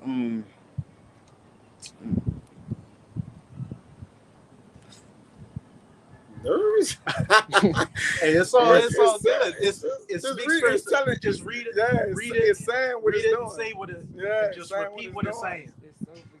it's plain. It is Then plain. then but explain it. then explain it plainly like that. It's the Lord going whatever trials and tribulations you have, just commit to this, strive for it, and He gonna help you out. I That's got one to That's back. it. Got one to back you up. Yeah. This is Revelation 2, verse 10. Fear none of those things which thou shalt suffer. God. Hey, strive for Yahweh by Hashem Yahushai unto death. If that's your life. Anything coming your way, and as we've been going into a lot of things have been coming our way, and a lot of things are going to come our way. I was gonna say, like I always say, either you die for the Lord or you die by the Lord. Simple. Yeah, that's the point. That's a good point. Just like I read for you last night, our heart is fixed serving the Lord. We already fixed up. Well, again, this got to be your mindset, but you got to pray that the Lord keep your mind fixed, because we ain't just fixed on the Lord because we just woke up and decided to be. It ain't work like that. We got to pray that the Lord continue to have called. Yeah, we was called. Our heart, right now, we called. We all called. Ain't nobody been chosen Until you in that beam, until you you going up in the chariot, in- then you know you're chosen. That's it. So, but it says our heart, his heart established. All right. Meaning what? You could get that in Corinthians where it say that your heart be grounded and settled. And y'all know what I'm talking about? It's in Corinthians. It say that you be grounded and settled in the Lord, man. All right. And the only way the things that ground you is when you what? You doing the work. You having charity. Rooted. It say rooted and grounded in the Lord. Salaki. It should be correct. Colossians. Yeah. Colossians. Yeah. You read it. Read it now. Yeah, my bad. I say Corinthians, Colossians. Yeah. Like you say, rooted. Because again, the Lord, in order to be an olive tree, that tree had to start from a seed. And that seed had to grow into what? A tree. You don't just, them trees you see, it just wasn't like that. It was rooted in the ground, and what? It sprung up What do Yahweh from a say seed. about the mustard seed? It's the smallest among the herbs, Yeah. but when it grows, it's the most bountiful, It's the most most plentiful. Yeah. And this is like us in this truth. We started off as that little As a seed, seed. but as we cultivated it with the water, Yeah. and what's that water? The word. The word. It grew and nourished and is blossoming, and we're It's- now just waiting for the fruits that we can pick off the tree to enjoy them. The fruits God. of the kingdom. This Job 8 and 11. Can the rush grow up without the mire? Can the flag grow without the water? No. When it says, can the rush grow up without the mire, which is the ground? All right. What you know, the dirt of the soil. So like You want to be in the good soil. Yeah. And can the flag grow without the water? Can the seed grow without the water? First of all, it got to be in the right soil. As it go into that parable, the seed, Not among the thorns, the amongst the stony it got to ground. go in the right thing. So, like you said, it got to be rooted. It's gonna go with that, rooted and built in it. Bring it out. Colossians 1:23. If ye continue in the faith, Yeah. grounded and settled. But how you continue? The spirit of the Lord got to be dealing with you, man. All right, it ain't you. Just get this right. It ain't me. It ain't him. It's the spirit which dwelleth in us, man. All right, that's it. If Yahweh shall take his spirit away from us, we gonna wither away. I would say, through the mercy of the Lord, hey, we in this truth. Because they say, hey, without the mercies of the Lord, we'll be consumed. We'll be And perished. lamentation, yeah, The yeah. Most High said, think about it like this. The Most High said he could raise up rocks to do our job. That's right. So that should humble you to know that the Most High, he can do anything he wants, and at a split second, you could be on fire one day and then just bugged out without any pockets in the world the next day. Look at a race. You saw Jake blazing out. He in first place. Man, he ended up in the race in 5th or 6th place. Man, you like, what happened? Then he had to learn breathing hard. Like, you was in front, man. You know, but again, the Lord is the one that's positioning everything. Like he said, the man devising his way, but the Lord ordering his steps. Finish out what you got out. Colossians 1:23. If ye continue in the faith, grounded and settled, and be not moved away from the hope of the gospel which ye have heard. If I could say, when you're settled, what does that mean? You're not off kilter. You're not Yeah. crooked. You're firmly in You place. lined in. You're not tossed to and fro. You're straight. Yeah. You're straight. That's straight. Yeah. Not turning to and fro. I mean, you firmly planted in a foundation, got it. That's why Yahushua is that chief cornerstone. You build a house, you need a cornerstone. Otherwise, everything you build on top of it is going. Come You need that foundation. Yeah. That foundation is Yahushua, which is Yeah. why we're not confounded. We're not bugged out. We're not teaching one thing one week, then the next week. Oh, that's talking about an embargo.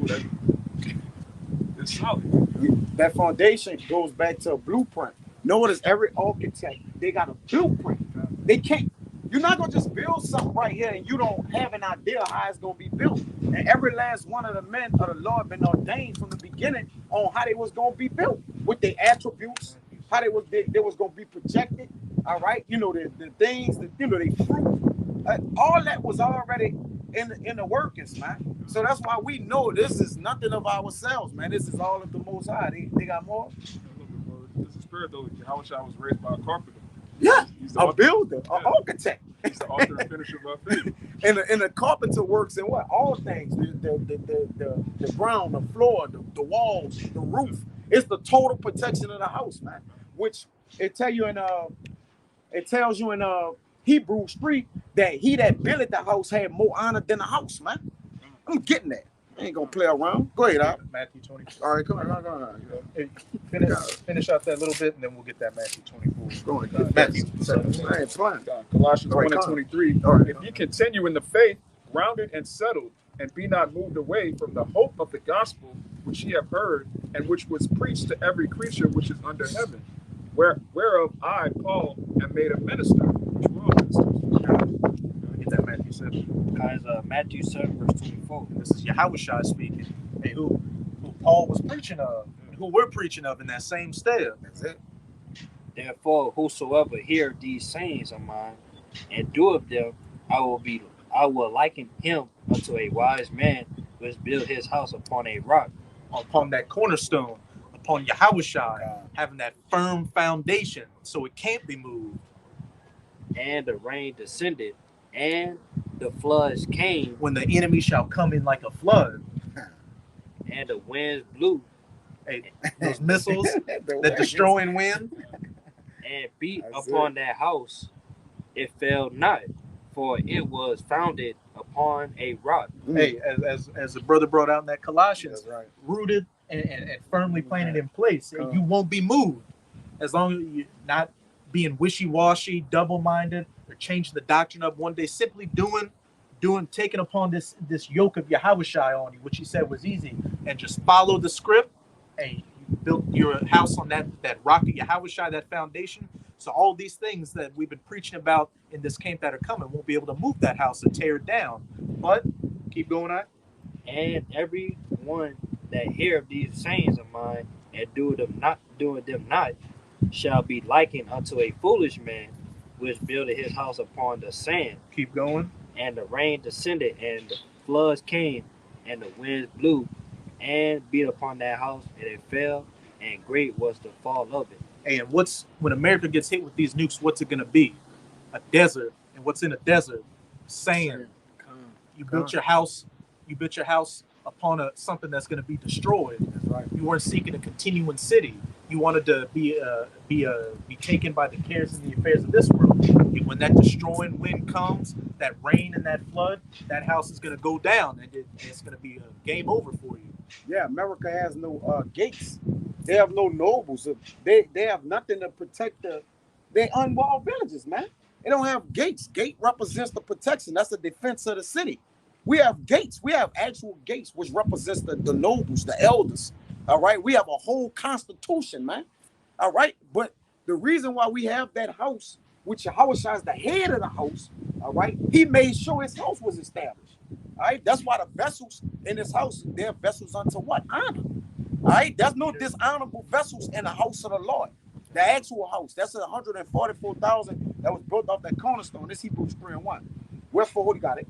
Wherefore, holy brethren, partakers of the heavenly calling that you just mentioned, consider the apostle and high priest of our profession, the Mashiach Yahushua, who was faithful to him that appointed him.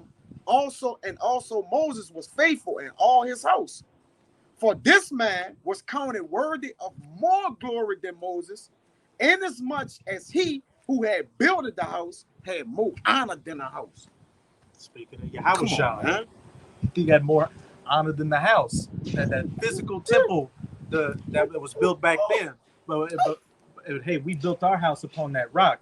And if I could bring this out real quick, in 1 Peter 2, verse 3, verse 4, to whom coming as unto a living stone, disallowed indeed of men, but chosen of the Most High and precious, ye also as lively stones in the spiritual house that Yahushua is, that rock, that foundation we built ourselves upon. We're hoping to be those 144 stones to complete that house.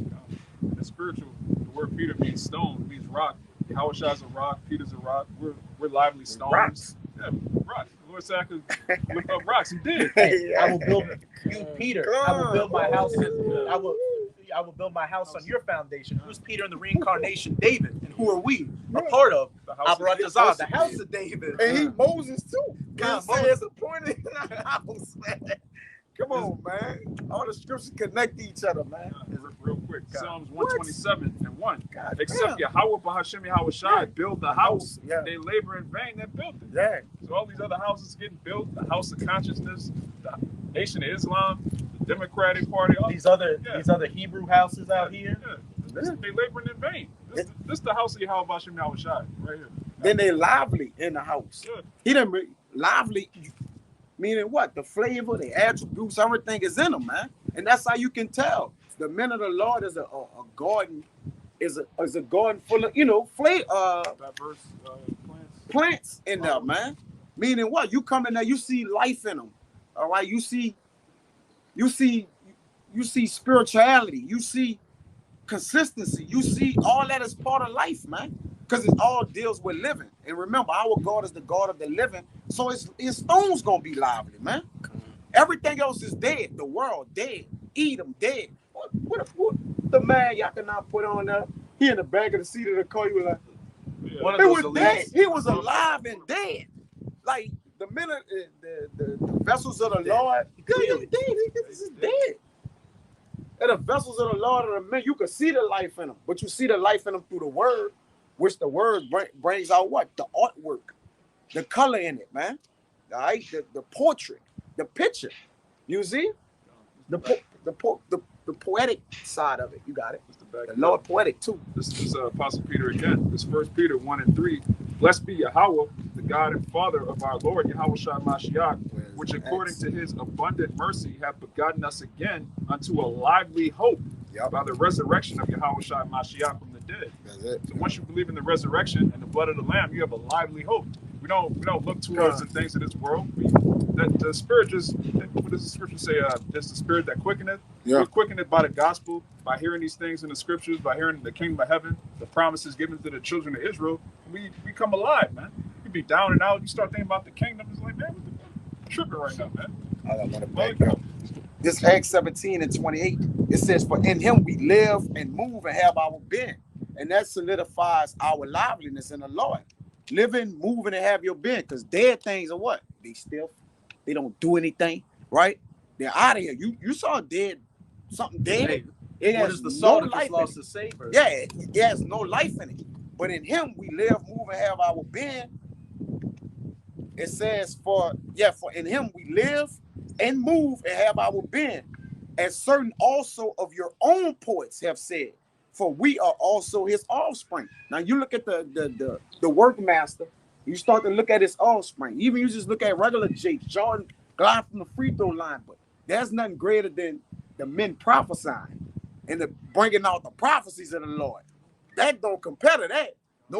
Everybody gonna forget about a man jump from the finish, the free throw line, but they ain't gonna be able to forget about the men of the Lord and the highways and the byways prophesying. This gonna be for eternity, man. You ain't gonna remember Jordan dunking the ball, but you're gonna remember men, all right, breaking down the heavenly scriptures, the holy scriptures, with the Rakakwadash coming out of them, man. Those are going to be the men ruling the kingdom. That's gonna be the men ruling the kingdom. So what? Their works gonna follow. So what they worked in is gonna be, that's what's gonna justify them. That's why the kingdom of heaven is for our justification, not here. That's why we don't sort after. It says, and then you got it. It says, for as much then as we are the offspring of our power, we are not to think that the Godhead is like unto gold or silver stone, graven by art and man's device. But that was the point. It's like, yeah, for we are also his offspring. That was the point. You have one? Yeah, back you up. Come. It's Sirach 10 verse 22. Rather he be rich, noble, or poor, their glory is the fear of the Lord. And whether he be rich, noble, or poor, their glory is the fear of the Lord. And what is the fear of the beginning of wisdom? The fear of the Lord. And as we brought out in that Sirach 2, ye that fear the Lord, wait on him, and your reward shall not fail. It is not meet to despise the poor man that have understanding, neither it is convenient to magnify a sinful man. Hey, the Most High is no respecter of persons, and he doesn't look on the outward appearance. He looks on the inward appearance. We look at us. We in the worst captivity. We in the worst captivity, doing the dirtiest job, looked at as the lowest of the low. But we know what's going to happen, and we know what's to come. And by us prophesying these words, as it says in Matthew 24 verse 14, and this gospel of the kingdom shall be preached in all the world for a witness unto all nations, and then shall the end come. By we being the lowest of the low, give me that 1 Corinthians where it says I've chosen the base things and all that to confound the wise. Yeah, I got it. But I got it. you got it. Yeah. But as I was saying, hey, we're looked at as the lowest of the low in society. People don't, as it says in that Wisdom of Solomon 5, we fools who count it as life madness. They think our lives madness, and that everything we're saying is not going to come to pass. But hey, we're preaching the word and bringing down the end of this society, not with guns or bullets or gimmicks, simply by the Godhead. Yahweh by Hashem Yahweh Shai. Yeah, I got it. Get that Corinthians real quick. I got one more verse. Great men and judges and potentates shall be honored, yet is there none of them greater than he that feareth the Lord? Speaks for itself. You break it down. Say, yeah, God. Say, like bro, I was going to. He got the Michael Jordans in the world, got the NBA young boys, like my brothers always bringing out Louisiana. But hey, ain't none of them gonna be greater than the man of the Lord. All right, in that day. All right. And as you just brought out in it, says, hey, don't despise that poor man that has wisdom, because as it's about to say, these poor men are doing what? Yeah. Confounding the wise. The things that are looked at as naught are bringing to naught the things that are. Yeah, they despise the poor man and Proverbs that delivered the city. Yeah. What's the city? All right, the city is Israel, the Israelites, man. The same poor man is the man who delivered the city. But though yet no man counted Counted his the poor labors. man, counted his labors. All right, I paraphrase it, but y'all know what I'm talking about the Proverbs, right? Yeah. He delivered the city, man. Another one in No, it's Ecclesiastes. Ecclesiastes. Ecclesiastes. That's the one. It's Ecclesiastes, not Proverbs. Throughout.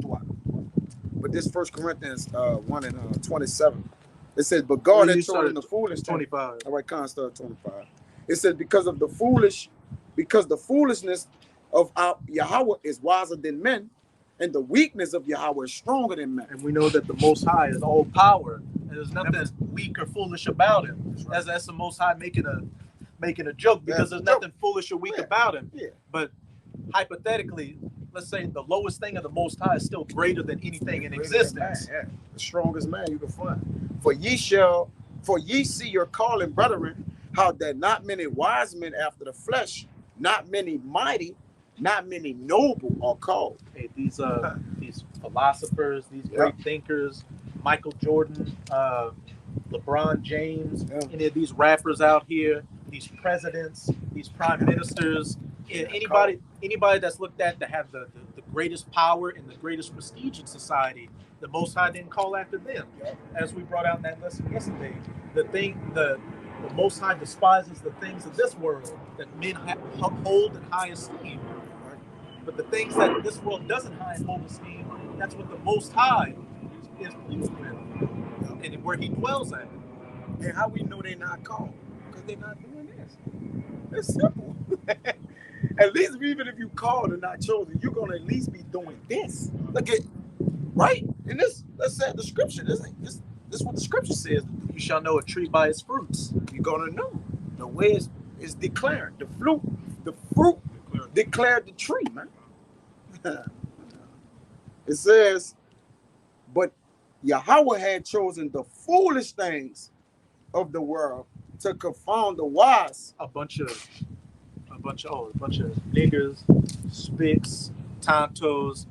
They don't have a job. They don't have women. Yeah. You're the lowest. You're a joke in society. But they're doing what? Confounding the wise. Professors come up here. They get cut. Scholars, biblical scholars. Yep. Anybody gets cut. As far as I know, this truth is 144-0. And even these elites out here, they can't do anything to stop the word. Any plan they try to do to stop it, what does it do? It only builds it up more, magnifies it. Same thing with these people that come up against us and try to get a victory, like the vocabs and David Lenz. They have to chop the video up and upload it to their page, and the person will go, "Wait a minute, He's saying that? yeah, the video just skipped like 10 minutes." Why has he got a different shirt on? Yeah. in this next scene? Let me go find the other page. Yeah, See what's the another thing. position. His hair's grown out. His hair grown. He in winter clothes in one page, and then he's in a t-shirt the next. Yeah, they mangling video. Yeah. So Come when on, you do bro. that, the people that are of the elect that watch your video, that just makes them go look for the source. Yeah. So you can do nothing against the truth before the truth. Right. And Yahweh had chosen the weak things of the world to confound things which are mighty. Jacob, thy worm. And as we always go into, a worm is the most defenseless thing out here. All it can do is crawl and hide. But these worms have Yahweh by Hashem, Yahweh Shai behind them. Even Paul said that his bodily presence is contemptible. But his words was mighty. Right? He looked weak though. You look about Paul looked weak, man. Yeah. He said it. He put it like I was a weak looking man, but his words was weighty and powerful, man. What does it say about The Yahweh Shai? Lord word. He wasn't comely to look on. Yahweh Shai. He wasn't we'll finish that with this. What does it say about Yahweh Shai? He wasn't comely to look on. He wasn't. He Yeah. wasn't one we What you expected. looking for? Yep. especially when he came in on that donkey or that ass. Everybody like, what y'all thought him to come in? You thought he gonna come in roads on a big Giant elephant chariot. In a chariot, big made of chariot? gold. Like what y'all were looking for? They looking for him to come in a damn on a Clydesdale or some shit. Yeah. Man. Something royal, but he came low. Yeah. Which lets you know he was meek. And that wasn't his time to It come wasn't out. his time, yeah. What it says in Isaiah 63 that he's gonna come back in the read it the first 63 and 1. Not meek as a man. That's when he come in his glory. 63 and 1. When he coming in traveling in his glory? Yeah. Yeah. That's gonna be the time for him to shine. Come. That's gonna be the time for him to really show you what it, and they tell you he's gonna come looking glorious and then something's gonna change. But you don't have to get the whole thing, just get one. Isaiah chapter 63, verse 1. Who is this that cometh from Edom with dyed garments from Bosra? This that is glorious in his apparel, Glory come. Mighty to save. traveling in the greatness of his strength. Yeah. I Don't get that. That's not. Don't get that. He went from coming on a donkey to standing on top of a chariot, man. That every In eye that shall see order. him. In that order. No, he came in as a donkey when he came in, low and meek as a man. But then he said, I would not meet you as a man. I'm coming standing on top of the chariot, man, going back to second Ezra. That's from a lamb to a lion. That's from a lamb to a lion. The bad is going. Come on, man. Yeah. This that is glorious Yeah, in his man. apparel, traveling in the greatness of his strength. Huh. I that speak in righteousness, mighty to save. And his excellency. Yeah, that donkey went from physical donkey to mountain, man. Chariot. Yeah. That's the true power, you know. That's how bad Yahweh Shai is gonna come back. Because they tell you the scriptures too. The lions come out of his thicket, man. He coming back to wage war to get down. And then a damn thing you Edomites can do about it, man. That's why I said the hell with your jets and your Scud missiles and shit. You ain't gonna be able to do nothing, man. Look, how's I gonna play with you like little toys, man? And he ain't gonna, like the scripture said in 2 Ezra 13, man. He's not gonna even Touch it. he's gonna He didn't lift up finger. He said you were looking. Kill him. yeah, man. Damn. Millions. Millions right now. Yeah. Get them millions. That's a man. And as I Three said, looks and billions. you just had those in where was it at where he was riding on the colt? It was in Jerusalem, right? Cool. Yeah. Wait. We'll have to look it up. Yeah, well, the people that were in that city. Let's just look it up. Yeah, I'm gonna look it up. I'm gonna look it up. I got you. It's Matt. Okay, I got it right here. It says Matthew 21.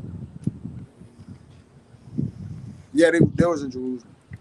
And only There's those Jerusalem. in Jerusalem saw him riding on that donkey. But was it saying Revelation 1:7? Every eye shall see him when he returns this time. Yeah, That's the grand entry. Jerusalem was him. That shit. Because Jake always looking for some. Jake always looking for some type of person to come in a 3-piece suit, confetti, Yeah. the baddest music, flames and shit. Well, hey, you gonna get all that, man. The world's gonna get that when he come back. Yeah. Yeah, you gonna really hear that Stone Cold. You gonna get that. Yeah. Yeah. And that's even Real quick. You know, that was IERC. They just did that for their most important. Man. That's what they look for, though. there's a grand entrance. Yeah. Gotta be some Bullshit, type of. man. But Come on, man. even in Jerusalem, we saw him on the ass. Jerusalem is a what? People before supply. So we gonna see him in the chariot. It's saying we Jerusalem. We're gonna. It's be about up there us beat him. seeing them. It's more about us seeing our maker than other day. That's their demise. That's our savior. So it's more about us seeing them because we seen them. We was in Jerusalem with some people. We saw him at his low. We gonna see him at his highest. It man. goes into The two. first two. It goes into two. See, when you nations, you Edomites and you other nations, when you see the chariots and you see shit, you say, oh, it's a demon. Yeah. It's a demon to the wicked, though. Yeah. You damn right it's a demon. To you. Yeah. But when we see the other side of the, we see salvation. We see the other side of the chariot, man. The significance of the chariot. Damn, you eat, man. You Edomites, boy. You just wait. Just wait. Y'all ain't seen shit yet, man. Yeah. Yeah. 28. It says, and the base things, back in 1 Corinthians 1:28, and the base things of the world and the things which are despised had Yahweh chosen, yea, and things which are not, to bring to naught things that are. Hey, the base things and the despised things of the world have the most high chosen, and the things which are not. We look like a finished people to the average eye, God. but we're bringing about bringing to naught the things that are, bringing down Esau, Edom's whole power structure simply by preaching the words of Yahweh by Hashem, Yahweh Shai. And that is even spiritual too, because the Lord took us at our lowest. When we saw him as a coat on his lowest, he bringing us from our lowest.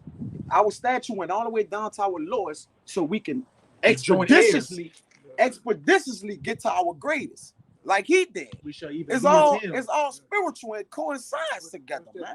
That devil, Expeditiously. that devil, so-called Rabbi Finkelstein said it. We are the real comeback kids that there ever was. That's man. right. That's right. We the real comeback. You ain't seen shit, man. You ain't seen somebody just come back from their lowest. It's like having a heavyweight champ. He gets knocked out. Everybody shits on him. Everybody looks, oh, he ain't shit. And that guy comes back to gets the undisputed belt, all the belts there ever was, man. That's what Israel finna do, man. Through Yahweh Shai. Right? You about to say? Yeah, the perfection of coming back is it don't take long. Like, we was down feel like a long while, but the comeback was quick. It says in Wisdom of Solomon 4, he that was perfected in a short time fulfilled a long time. What that He is? was perfected in a short time. Our perfection gonna come within the hour. Within the hour, which is the short Right. time. And our glory is gonna be Forever. 1,000 years. Forever We're gonna long. put heaven in for 1,000 years. But it's gonna be forever and ever, There man. you go. And some. There you go. Yep. The It's gonna be a comeback good quick. feeling to never die, man. What? You know? Great feeling. Yeah. To never be wicked again. Yeah, not to be One for wicked nothing. anymore, man. To watch your nation, the same people that you love, the Latinos, Native Americans, Prosper. so-called Negroes, prosper, and not see them on crack and down and wicked anymore, man. That's gonna be a great thing. That's gonna be that miracle that's gonna be answered to. Mm-hmm. It says in Isaiah 60, violence shall no more be heard in thy lands, and all tears and crying shall be wiped away. God. Peace for eternity. And hey, that's what we're diligently waiting on, that the faith and the patience of the saints, and we know it's coming. Right. Hey, so with that, we hope you sincere Akim and Aqua were edified by another live camp. And again, as always, we're going to give all praises, glory, and infinite honors to Yahweh, Yahweh Shai, double honors to the apostles and elders of Great Millstone who rule and teach well, and peace and salutations to you sincere Akim out there, pushing this word of truth and sincerity to the four corners of the globe. May you brothers endure until the end. Ababa Ball, Ababa Ball. Ababa Ball, Ababa Ball. Ababa Ball, Ababa Ball. Kwam Yasharala, Kwam Yasharala. Shalom. Shalom.